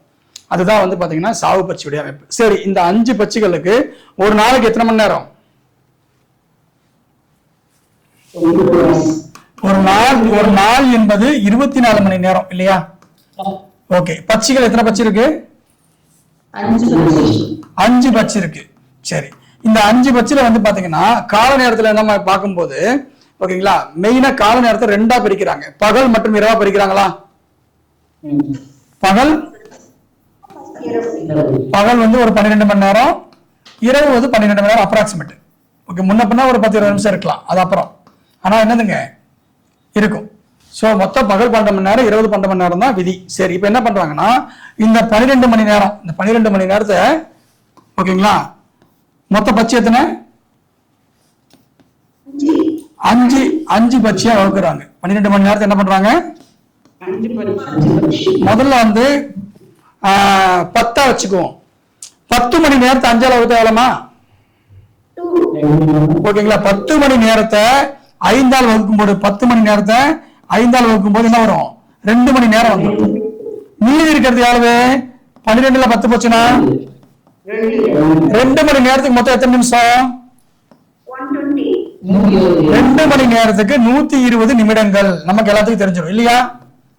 இப்ப 120 நிமிடத்துல 5ஆல வகுத்தோம் அப்படின்னா கணக்கு போட்டு பாருங்க, 24 நிமிஷம் வரும். எத்தனை நிமிஷம் வரும்?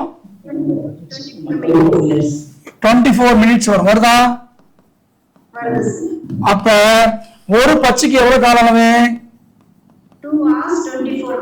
2 மணி நேரம் 24 நிமிடங்கள். சரியா? அப்ப ஒரு பட்சிக்கு கால அளவு 2 hours எஸ் 2 மணி நேரம் 24 நிமிஷம், இதுதான் ஒரு பட்சி. சரி, இப்ப சூரிய உதயம் காலை 6 மணி என்றால், சூரிய உதயம் காலை 6 மணிக்கு, ஓகேங்களா? இந்த பட்சியில ஒரு சின்ன விஷயம் என்னன்னா, சூரிய உதயத்தை மைய வச்சுதான் நம்ம கணக்கு போடணும், ஓகேவா? எனக்கு 6:30 மணிக்கு தான் சூரிய உதயம், 6:30 மணிக்கு தான் பட்சி ஆரம்பிக்கணும். 5:50க்கு வந்து 5:50க்கு ஆரம்பிச்சிடணும். இதுதான் முக்கியமான சூட்சமம். ஆனா இப்ப நான் என்ன பண்றேன், சூரிய உதயம் 6 மணி என்றால் அப்படின்ற விஷயத்த நான் கணக்கு போடுறேன். நார்மலா வந்து 6 மணிக்கு வச்சுதான் நம்ம வந்து சூரிய உதய கணக்கு போடுவோம், அதன் அடிப்படையில் போடுறோம், ஓகேங்களா? சரி, இப்ப 6 மணில முதல் பட்சி நேரம் பகல்ல வந்து பாத்தீங்க அப்படின்னா முதல் பட்சி என்னங்க பட்சி நேரம் காலையில 6 மணிக்கு ஆரம்பிக்கிறோம். 6ல இருந்து 2:24 கூட்டினா எவ்வளவு?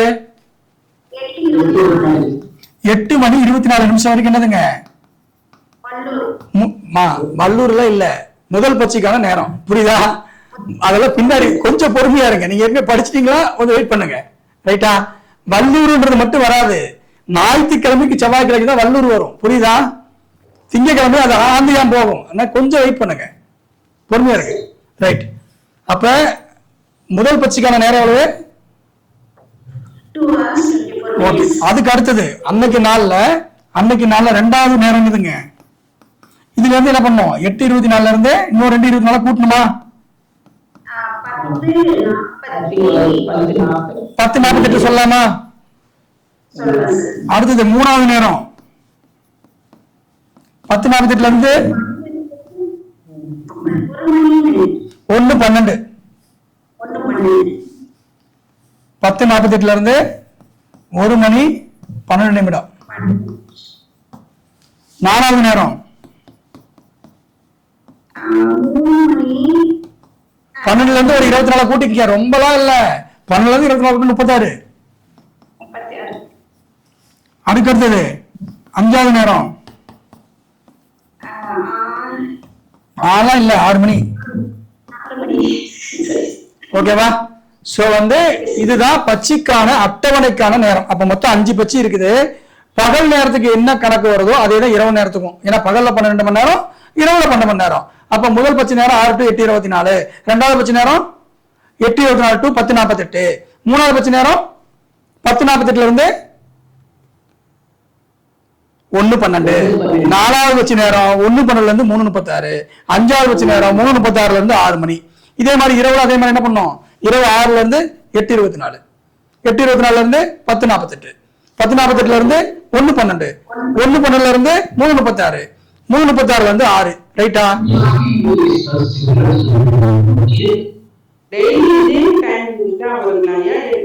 அதுதான் இல்ல, சொல்லிடுறேன். அதாவது வந்து உங்களுக்கான பட்சி இதே நேரம் இதுதான், ஆனா பட்சிக்கான செய்கைகள் வேற, அதாவது பலன்கள் வேற. ஒரு பட்சி ஊனா இருக்கும், ஒரு பட்சி நடையா இருக்கும், ஒரு பட்சி அரசா இருக்கும். 5 பட்சி தானே, 5 வேலை தானே. இப்ப ஒரு பட்சி உதாரணத்துக்கு வல்லூர் பட்சி ஊர்ல இருக்குன்னு வச்சுக்கோ, ஆண்ட பட்சி அது நடையா இருக்கும். நம்ம வரிசை முறை என்ன போட்டிருக்கோம்?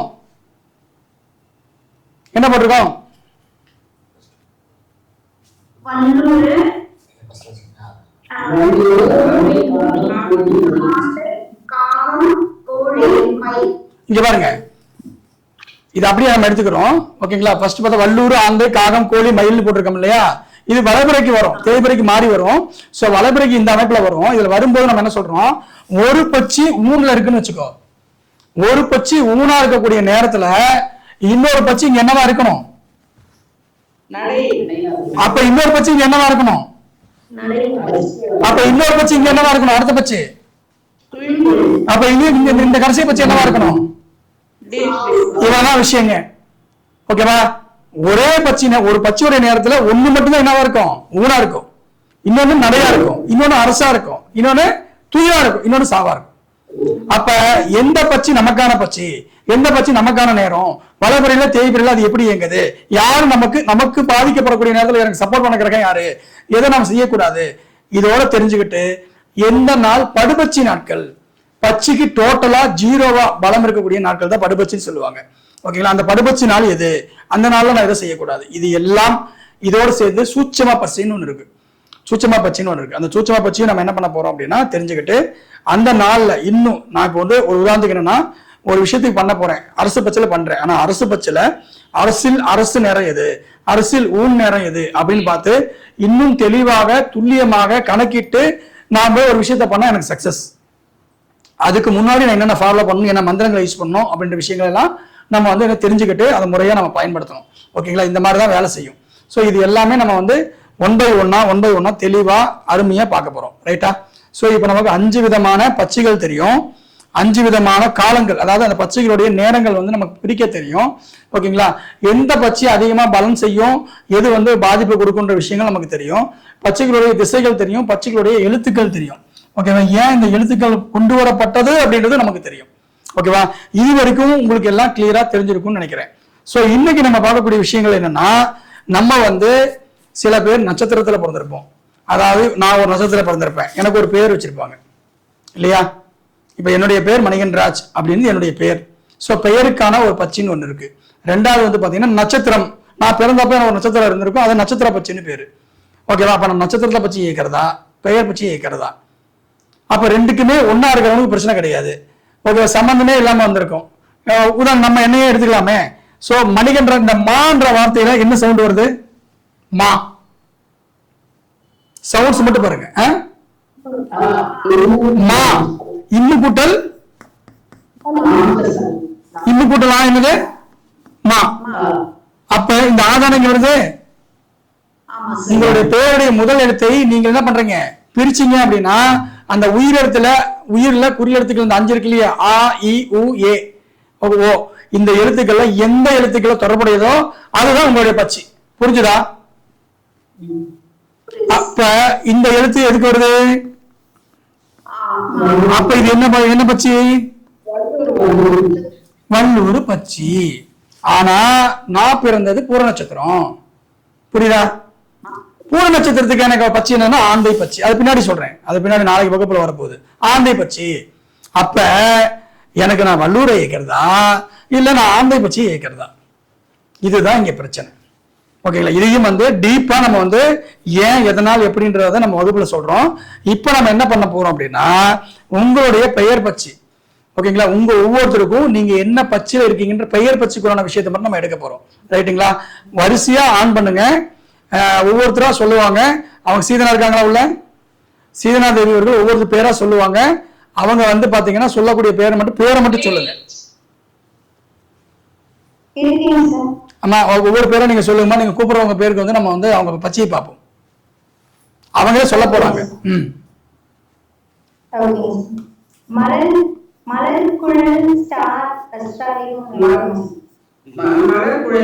அம்மா உங்க எழுத்துக்கள் என்னம்மா? உங்க பேர் என்ன? மலரா? அப்ப என்ன வரும் அதுல? இம்மு கூட்டலாதானே? இம்மு கூட்டலாதானம்மா? அப்ப இது வந்து என்ன பட்சிங்க? வல்லூர் பட்சி. கன்ஃபார்ம் பண்ணிட்டீங்களா? உங்களோட பெயருக்கு உண்டான பட்சி எதுன்னு கேட்டா என்ன சொல்லணும்? வல்லூர் தான். அதுல மாற்று கருத்து கிடையாது. புரிஞ்சுதா? ஓகே, இதோட விளக்கங்கள் மீண்டும் சொல்றேன், நான் பின்னாடி வரேன். ரைட்டா?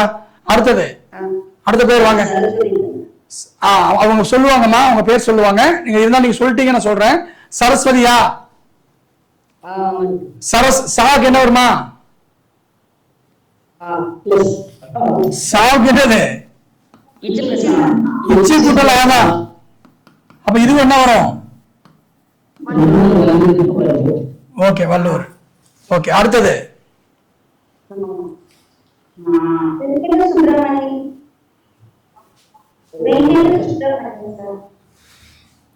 வெங்கட சுப்பிரமணியம் இல்லையா? சோ வேன்ற வார்த்தை என்னங்க? வே பிளஸ் ஏ. ஏ வந்து என்ன பட்சி? ஏ வந்து என்ன பட்சிமா? நான் வல்லூர் வந்து பாருங்க, இது ஆ வந்து வல்லூர், ஈ வந்து ஆந்தை, காகம்,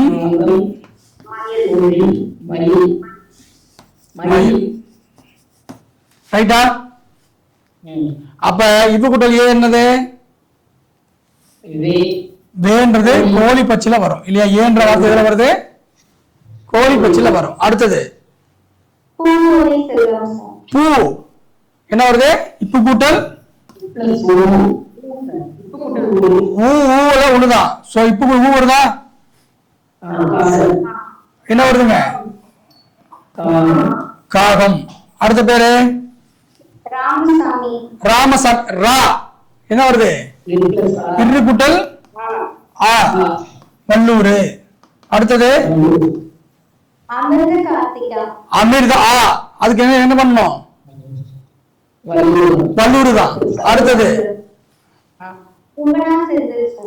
புவனா பூ இப்பு கூட்டல் இதேதான் காகம். புவனா செந்தில். அடுத்தது ஜெயபால். ஜே ஜே ஜேவுக்கு என்னதுங்க? இஜி கூட்டல் ஏ ஜே. இது இஜி வரும், இஞ்சி வரும். இந்த இது வராது, இச்சி வராது, இஞ்சி வரும்.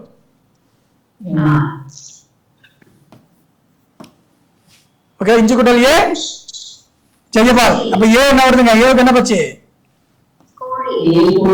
கோழி பச்சு. அடுத்தது செந்தமிழ் வேந்தன். சே. அம்மா விடுங்க, பரவாயில்ல விடுங்க. சே அவங்களே படிப்பாங்க, வெயிட் பண்ணுங்க. சீதனாவே படிச்சுட்டு இருப்பாங்க. சே ஓகே, சே வந்தாவே ஏ வந்துருச்சா? சே ஏ அந்த சவுண்ட்ஸ் மட்டும் பாருங்க. ஏ வந்துருச்சு. அப்ப செந்தமிழ் கோழி தான். அடுத்தது சூரிய கணேஷ். சூ ஊ வந்துருச்சா? ஓகேவா? சூ இச்சு கூட்டல் ஊத சூ. அப்ப சூ என்னதுங்க? காரப்பச்சி. அடுத்தது சின்ராசா. சி சிக்கு என்ன வருது? அது சவுண்ட் என்ன வருது? இச்சு கூட்டல் இச்சு கூட்டல் ஈ. ஈ வந்து என்னதுங்க? ஆந்தை. புரிஞ்சுதா? அடுத்தது துரை. தூ என்ன வருது? இத்து கூட்டல் ஊ. ஊக்கு என்ன வருது? காகம். துரைக்கு என்ன வருது? காகம். இப்ப என்ன சொல்றீங்கன்னா, யார் பேர் படிக்கிறாங்களோ அவங்க மட்டும் வந்து உங்களுக்கான பத்தி சொல்லுங்க. அப்பதான் நீங்க புரிஞ்சுக்க எனக்கு தெரியும். பேர் படிக்கிறவங்க ஆன் பண்ணுவாங்க, ஆன் பண்ணுங்க. உங்களுக்கான பத்தி நீங்க சொல்லுங்க. இப்ப நான் உங்களுக்கு ஐடியா கொடுத்தாச்சு. இப்ப நீங்க தான் சொல்லணும். ஷோபா. ஷோ என்ன வருது? ஓ வருதா? மேம் என்ன பத்தி வரும் உங்களுக்கு? ஓகே,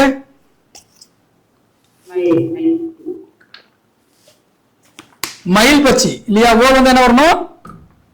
மயில் பச்சி தான் வரும். ஓகேங்களா? ரைட். அடுத்தது என்னது? கோ. இக்கு கூட்டல் கோ. ஓ வருதா? கோ. ஓ சவுண்ட் தான் வருதாங்க. அப்ப என்னதுங்க? கோகிலாவுக்கு என்ன வரும்? இக்கு கூட்டல் தான் கோ. அப்ப மயில் பச்சி. சூப்பர்மா. அடுத்தது விஷ். ஐயா வாங்க நீங்க. பி. பி என்னங்க?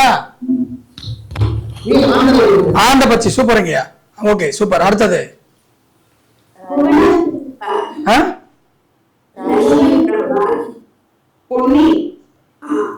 பொன்னி. போ. போ ஓ. போ இப்பு கூட்டல் ஓ. இப்பு கூட்டல் ஓ என்னதுங்க? சூப்பர்மா. மயில் பச்சி. அடுத்தது போ.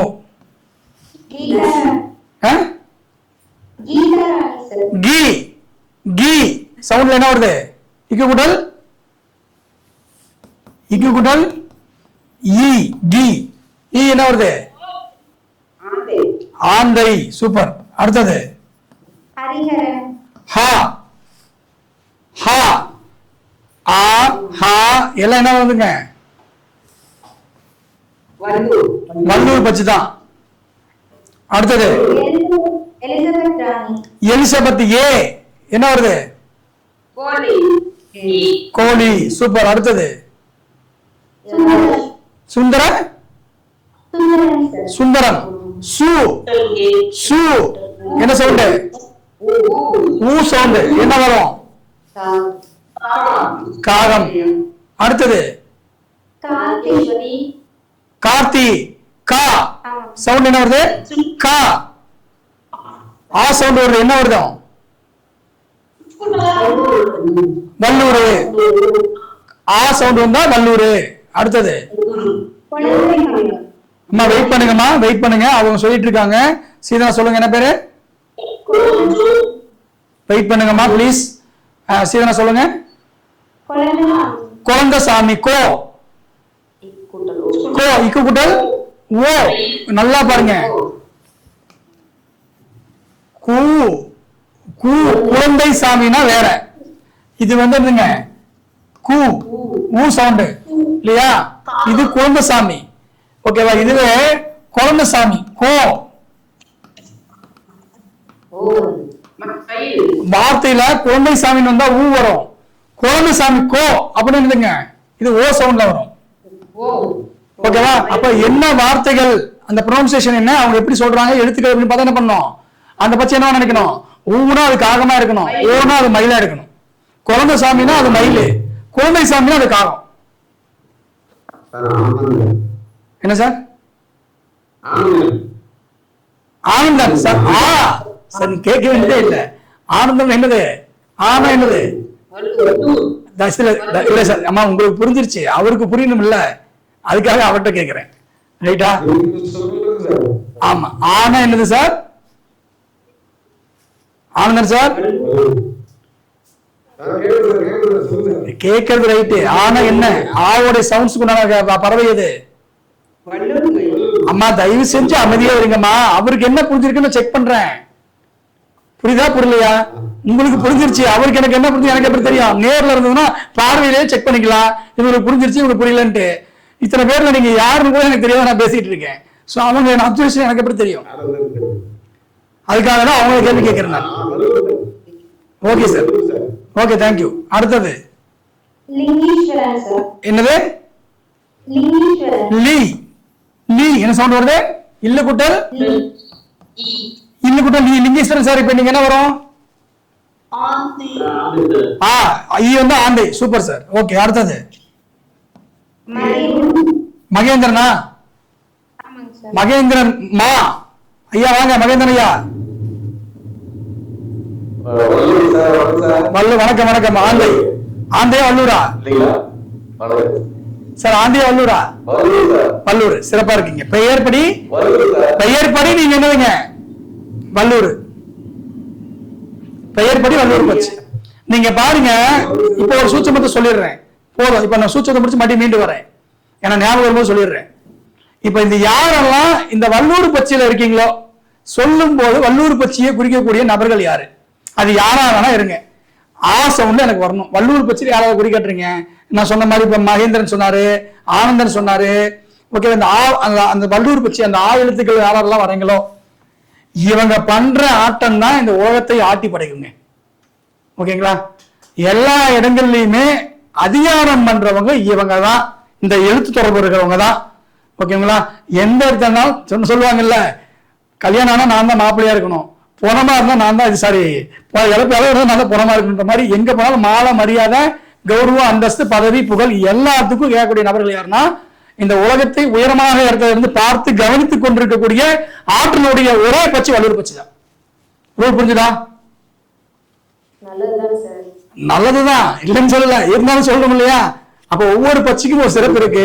உங்க எழுத்துக்கள்லயே வந்து ஒரு முதன்மையான தலைமையான முதலாவதாக சொல்லக்கூடியது ஆதான் ஆரம்பம். ஓகேங்களா? அகரம் முதல எழுத்தெல்லாம் ஆதி பகவான் முதற்றே உலகம்னாரு. அப்ப அகரம் என்பதுதான் முதல் அப்படின்னு அர்த்தம். அப்ப இந்த வல்லூர் பட்சி தான் தொடக்கமாக இருக்கிறாரு. ஏன்னா கருடன் இல்லையா? அப்ப கருடன் யாரு? பெருமாளுடைய வாகனம். பெருமாள் யாரு? இந்த பூமியை காக்கிறவரு இல்லையா? அப்ப இந்த பூமியை காக்கிறதுக்கே வல்லூர் பட்சிக்காரன் தான் முதன்மையா நிற்பான் எல்லா இடங்கள்லயுமே, அது எல்லா வேலைகள்லயுமே. அதுக்காக தான் அந்த பெயர் வந்து வருது. சோ வல்லூர் பட்சிக்கு வந்து அவ்வளவு பெரிய ஒரு ஆற்றல் உண்டு. ரைட்டுங்களா?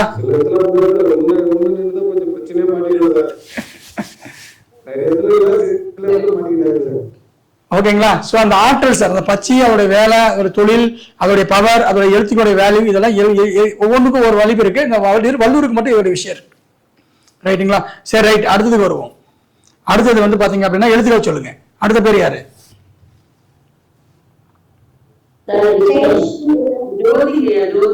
ஜோ. ஜோக்கு என்ன சவுண்ட் வருமா? ஓ சவுண்ட் வருதா? ஓ என்ன வரும்? மயில் பச்சி. சூப்பர்மா, மயில் பச்சி. அடுத்தது மகா. மா வந்தாவே மாதானே ஆவறது இல்லையா? வல்லூர். நாகராஜன் வாங்க சார், வெளியில வாங்க. நாகராஜன் சார் வாங்க. நா சவுண்ட் என்ன வருது? ஆ சவுண்ட் வருது. அப்ப என்ன வரும்? வல்லூர் வரும். சிறப்பு. அடுத்தது விக்னேஷ். பி. ஈ வருதா இல்லையா? ஈ வந்து என்ன சொல்லணும்? ஆந்தைன்னு சொல்லணும். ரைட்டுங்களா? சென்னப்பராஜன். சே. சே என்ன சவுண்ட் வருது? ஏ சவுண்ட் வருது. நீங்க ஒரு வார்த்தை பேரை சொல்லும் போது அந்த வார்த்தை என்ன பண்ணணும்? சவுண்ட்ஸா சொல்லி பார்க்கணும். என்ன சவுண்ட் குடிக்குது? அந்த 5 எழுத்துல எது வருது? ஏ வருது. அப்ப சென்னப்பராஜன் கோழி. அடுத்தது என்னது? ஆமா. பி. ஈ சவுண்ட் வருதா? பிரஜின். பி. பிரஜின் தானே? ஆமா, ஈ சவுண்ட் தான். ஆந்தை தான். ஆமா. புனிதா. பூ என்ன சவுண்ட் வருது? பூ வருதா? ஊ வந்தா காகம். சூப்பர். அடுத்தது Srinivas. C. Sri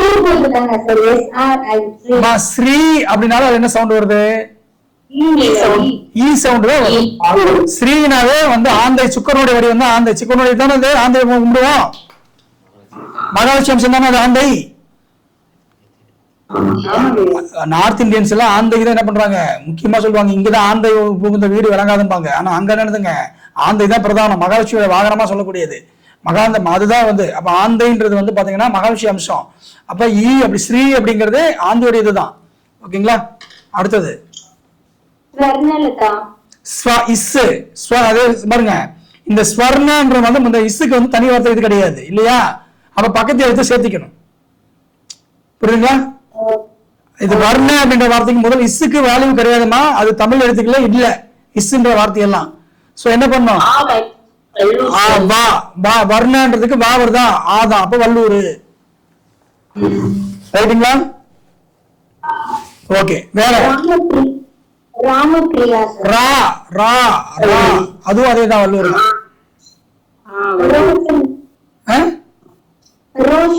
row. Row. ஓ வருதா? ரோ. ஆமா. ஓ சவுண்ட். ஓ வந்தா மயில். சிவா. சி. ஈ ஆந்தை.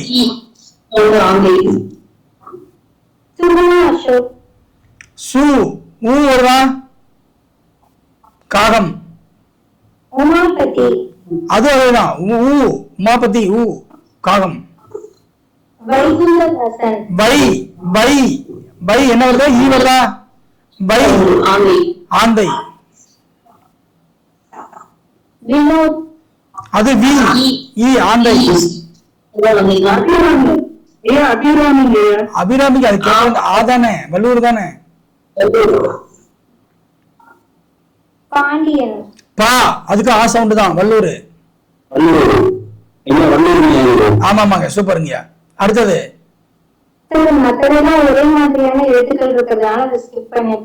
சூப்பர்மா. ஏதாவது இப்ப உங்களுக்கு சொல்லி கொடுத்தது எல்லாமே வந்து பாத்தீங்கன்னா உங்களுடைய பெயர் பட்சிக்கான ஓகேங்களா பறவைகள். உங்களோட பெயர் பட்சிக்கான பஞ்சபட்சியில வரக்கூடிய பறவைகள். ஓகே. இந்த பட்சி உங்களுக்கு வேலை செய்யுமா இல்ல நீங்கள் பிறந்த நட்சத்திர பட்சி உங்களுக்கு வேலை செய்யுமான்றத நம்ம வந்து எங்க இடத்துல எது வேலை செய்யுன்றத நம்ம வகுப்புல அடுத்த திங்கட்கிழமை வகுப்புல பார்ப்போம். ரைட்டுங்களா? ஓகே. இப்போ வந்து பாத்தீங்கன்னா அதுக்கு தான் வந்திருக்கேன். அதுக்கு தான் உள்ள வரேன். இப்ப நம்மளோட சந்தேகத்தோட நேரம். டவுட் சொல்லுங்க. என்ன டவுட்?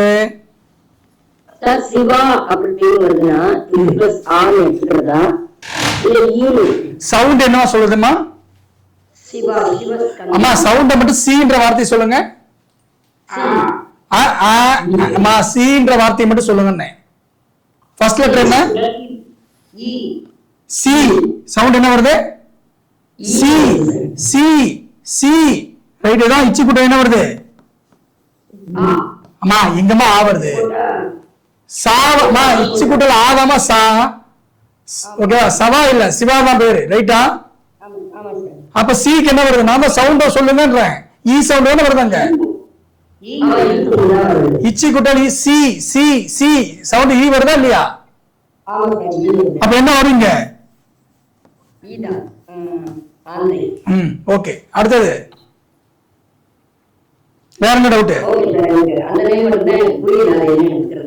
சவுண்ட் ஒரு வார்த்தை புரியலனா அந்த வார்த்தைக்கு உண்டான எழுத்துக்களை நீங்க சொல்லி பாத்தீங்கன்னாவே கிடைச்சிரும். ரைட்டா? நல்லா புரியுது. நான் அப்பதான் யூடியூப் சார், எனக்கு எதுவும் தெரியாது. Okay sir. பா இப்ப கூட்டல் ஆவா? பா தானே? பான்ற பேருங்க சார். இப்ப கூட்டல் தானே? பா சவுண்ட் என்ன வருது? ஆ சவுண்ட் வருதா சார்? வருதா இல்லையா சார்? பத்மாவதி கேட்டது யாரு? ஓகேங்க. அந்த ஆ சவுண்ட் தான் நம்ம வல்லூர். ஆமா, சூப்பர்மா. ஓகேங்களா? வேற டவுட்ஸ் இருக்கா இந்த பஞ்சபட்சி வகுப்புல? இது வரைக்கும் நான் நடத்துன ஏதாவது டவுட் இருக்கா?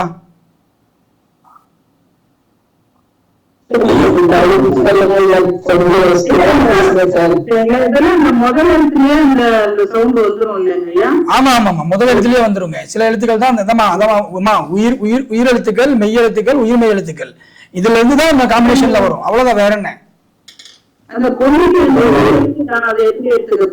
என்னமா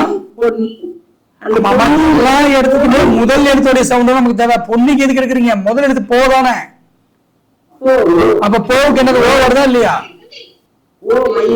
அவ்வளவுதான். ஓகேங்க. ஐ ஐ ஐயா, ஐ ஐஸ்வர்யா என்ன வருதுங்க? ஐயா சவுண்ட் வாங்க சார். சார் ஒன்லி சவுண்ட், ஆ கிடையாது. ஐ என்ன வருது? வர வர சார். ஒரு நிமிஷம் இருங்க. ஐஸ்வர்யான்னு கேட்டவங்க வெளியில வாங்க. ஐக்கு என்ன சவுண்ட் சார் வருது?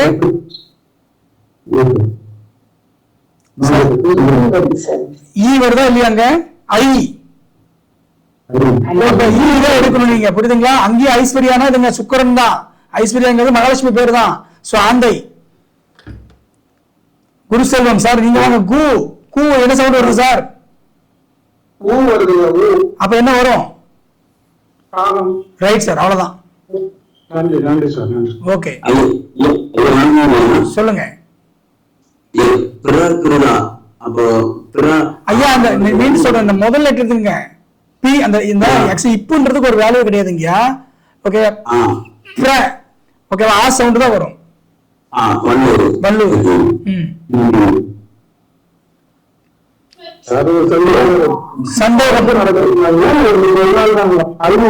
ஐயா இது அறிமுக வகுப்பு. என்னுடைய ஜோதிடத்திற்காக எந்த வகுப்பு நான் எடுத்தாலும் என்னுடைய தரவு, அதாவது உங்களுக்கு வந்து என்னுடைய தரம் எப்படி இருக்கணும், மணிகண்டராஜுடைய வகுப்பு எப்படி இருக்கும், தர்மசாஸ்திராவுடைய வகுப்பு எப்படி இருக்கும்ன்றதை தெரிஞ்சுக்கிறதுக்காக முதல் வகுப்பு மட்டும் லைவ் பண்ணுவோம். ஓகேங்களா? இதை வந்து நான் ஆரம்பிச்சதுல இருந்தே பண்ணிட்டு தான் இருக்கேன். ஸோ இப்போ வந்து இது வந்து தொடர்ந்து வந்து 12 நாள் வகுப்பு. ரைட்டுங்களா? முதல் நாள் வகுப்புல தான் நீங்க கலந்துருக்கீங்க. 12 நாள் வகுப்பு அடுத்தடுத்த வகுப்பு திங்கட்கிழமையில இருந்து தொடர்ந்து டெய்லி நடக்க போகுது. 7 மணில இருந்து 8:30 மணி வரைக்கும். ஓகேங்களா? ஆமாங்கய்யா, 3200 ஃபீஸுங்கய்யா. ஓகேங்க. நன்றிங்க, நன்றி நன்றி. அதுக்கு ஆல்ரெடி சொல்லியாச்சுங்க சார், பாதி கட்டணம்ட்டு. தர்மசாஸ்திர படிச்சிருந்தீங்கன்னா உங்க பேர் எனக்கு தெரியும், உங்க லிஸ்ட்ல இருக்கும், நான் செக் பண்ணிக்கோ. உங்களுக்கு ஒன்றும் பிரச்சனை, பாதி கட்டணம் தான். நன்றி நன்றி. வணக்கம் சார். வணக்கம். ஆமா சார். சே ரைட் சார். இப்போ நீங்க உங்களோட டைம் வந்து உதயாதி நாளிகையில இருந்து எடுத்துக்கணும்னு சொன்னீங்க சார். சார் உதயாதி நாளிகை கிடையாது, சூரிய உதயம். சூரிய உதயம். அப்ப சூரிய உதயம் போது ஒவ்வொரு மாசத்துக்கும் மாறி வருமே அந்த டயத்துல சார்? ஒவ்வொரு நாளுக்கு கூட மாறி வரும். ஓகேங்களா? ஒவ்வொரு மாசத்துக்கெல்லாம் இல்ல, ஒவ்வொரு நாளுக்கும் ஒவ்வொரு ஊருக்கும் மாறி வரும். சென்னையில இருக்கிறவங்களுக்கு ஒண்ணு, டெல்லியில இருக்கிறவங்களுக்கு ஒண்ணு. புரிஞ்சுதுங்களா? அவங்க ஊருக்கு தான் எடுத்துக்கணும் சார். அவங்க ஊர்ல எப்ப சூரிய உதயமோ அதை தான் எடுத்துக்கணும். அதே மாதிரிதானா சார்? எல்லாமே அவங்கவுங்க ஊர்ல சூரிய உதயம், அதுல இருந்து ஹோரை, அதுல இருந்து தான் எல்லாமே எடுத்துக்கணும். ராகு கால யமகண்டத்துல இருந்து எல்லாமே அப்படிதான் எடுத்துக்கணும். சரிங்க. ஓகேங்க, ரைட். சரி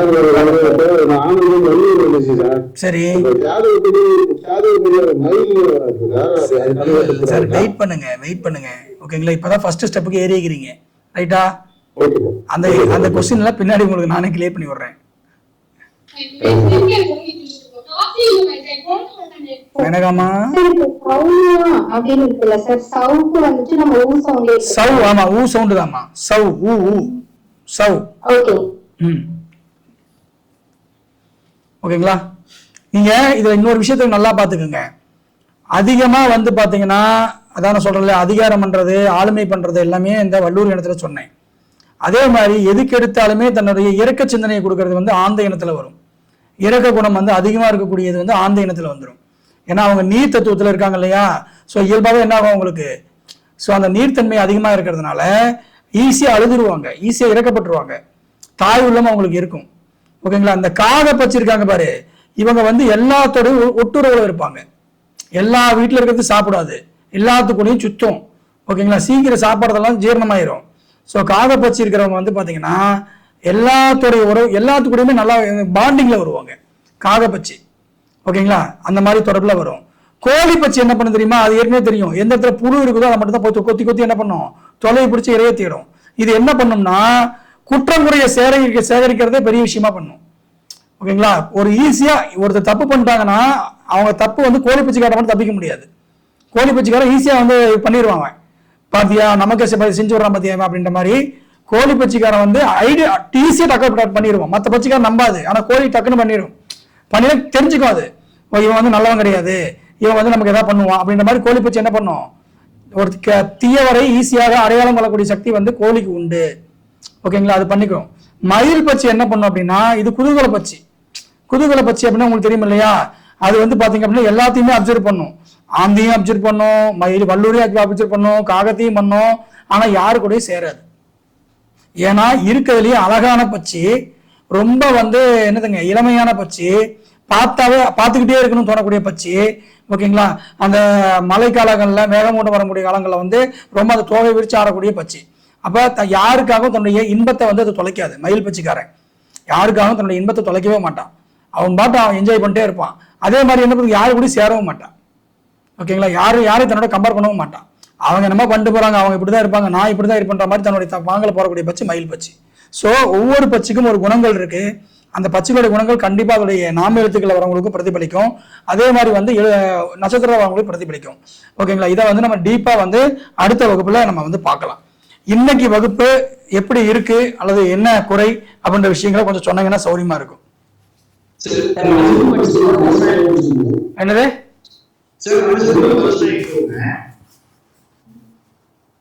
சொல்லுங்க சார், சொல்லுங்க சொல்லுங்க. என்னது என்ன பேரு? மருதநாயக்.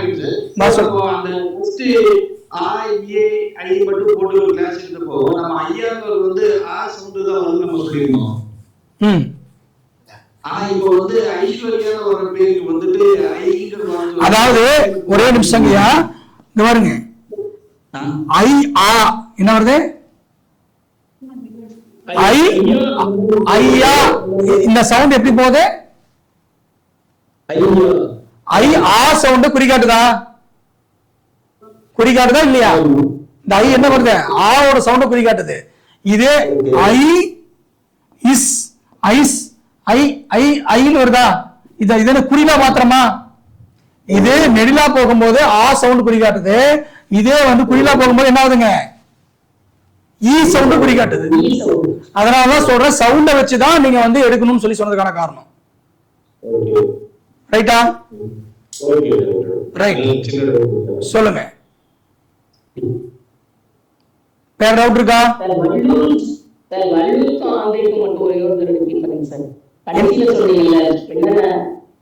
ஆமா, வள்ளூர்ன்றது வந்து உயரமான இடத்துல இருக்குது.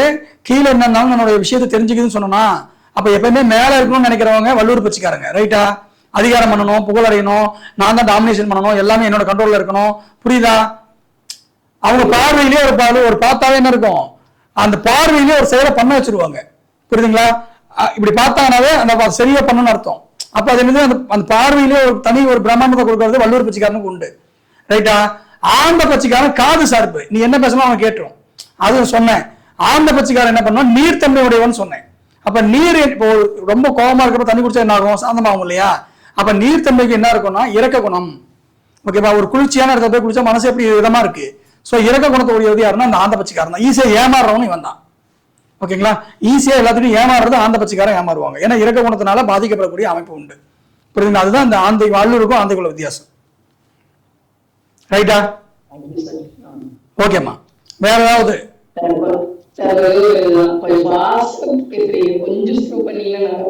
சரிம்மா, பண்ணிக்கலாம், கண்டிப்பா பண்ணிக்கலாம். சரிங்க. ஏன்னா இன்னைக்கு வந்து முதல் நாள் செக்ஷன்னால அந்த கொடுக்க வேண்டிய விஷயத்தை எல்லாம் சொல்லணுன்றதுக்காக உங்களுக்கு கொடுத்துருப்பேன். கொஞ்சமா குறைச்சிக்கலாமா, ஒன்றும் பிரச்சனை. ஏன்னா இனிமேல் வந்து உங்களுக்கு வந்து செயல் திட்டத்துக்கு தான் போகும். ஓகேங்களா? அந்த பச்சைகளை எப்படி எழுதுறது படிக்கிறதுன்னு தான் போகும். அது இன்னும் ரொம்ப ஸ்லோவா தான் போகும். ஒன்று பண்ணிக்க தேவை. ரைட்டுமா, ரைட். வேற?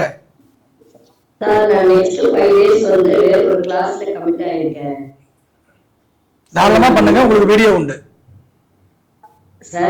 தாராளமா பண்ணுங்கம்மா, உங்களுக்கு வீடியோ இருக்கு என்கிட்ட.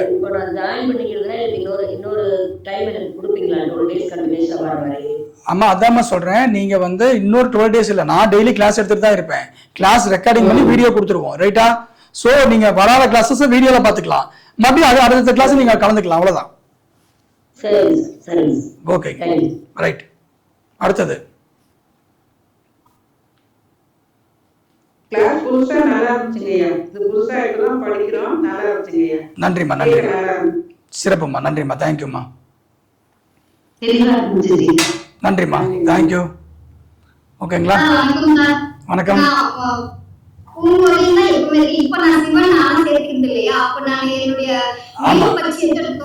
ஆமாம்மா, நம்ம என்ன யூஸ் பண்றோமோ அதுதான்.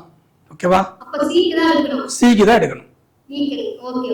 ஆமா, ரைட்டுமா. வேற கிளியர் ஆயிடுச்சா? சொல்லுங்க சார்.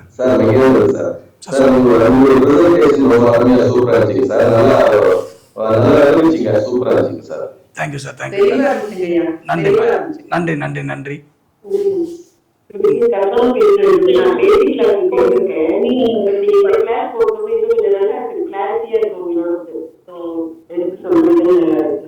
ஓகேங்களா? நன்றிம்மா, நன்றி, நன்றி.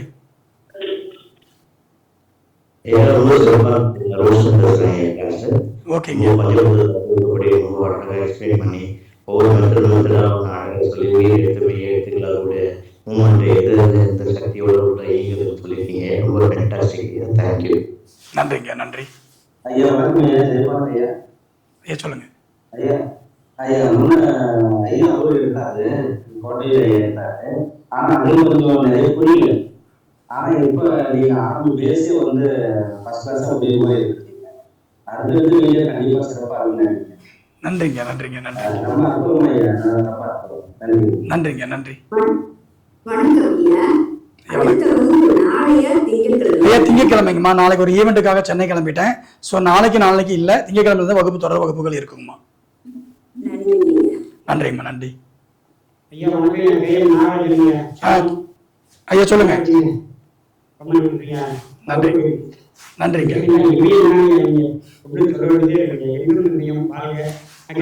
நன்றிங்க, நன்றி, நன்றி. ஸோ அனைவருக்கும் ரொம்ப சந்தோஷம், மகிழ்ச்சி. வணக்கம். நன்றிங்க.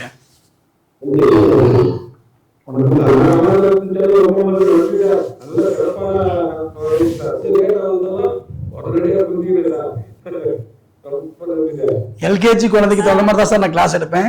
ஏன்னா என்கிட்ட படிக்கிறவங்க எல்லாமே எம்பிபிஎஸ் நினைக்க மாட்டேன், எல்லாமே எல்கேஜி தகுந்த மாதிரி தான் எடுப்பேன்.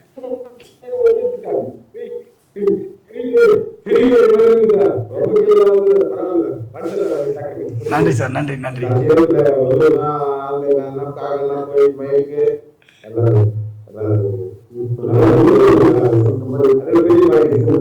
Okay sir, thank you. பேசாமலேயே எவ்வளவு விஷயங்களை கொண்டு வந்தீங்க, ரொம்ப நல்லா இருந்துச்சு. ஓகேம்மா, தேங்க்யூ.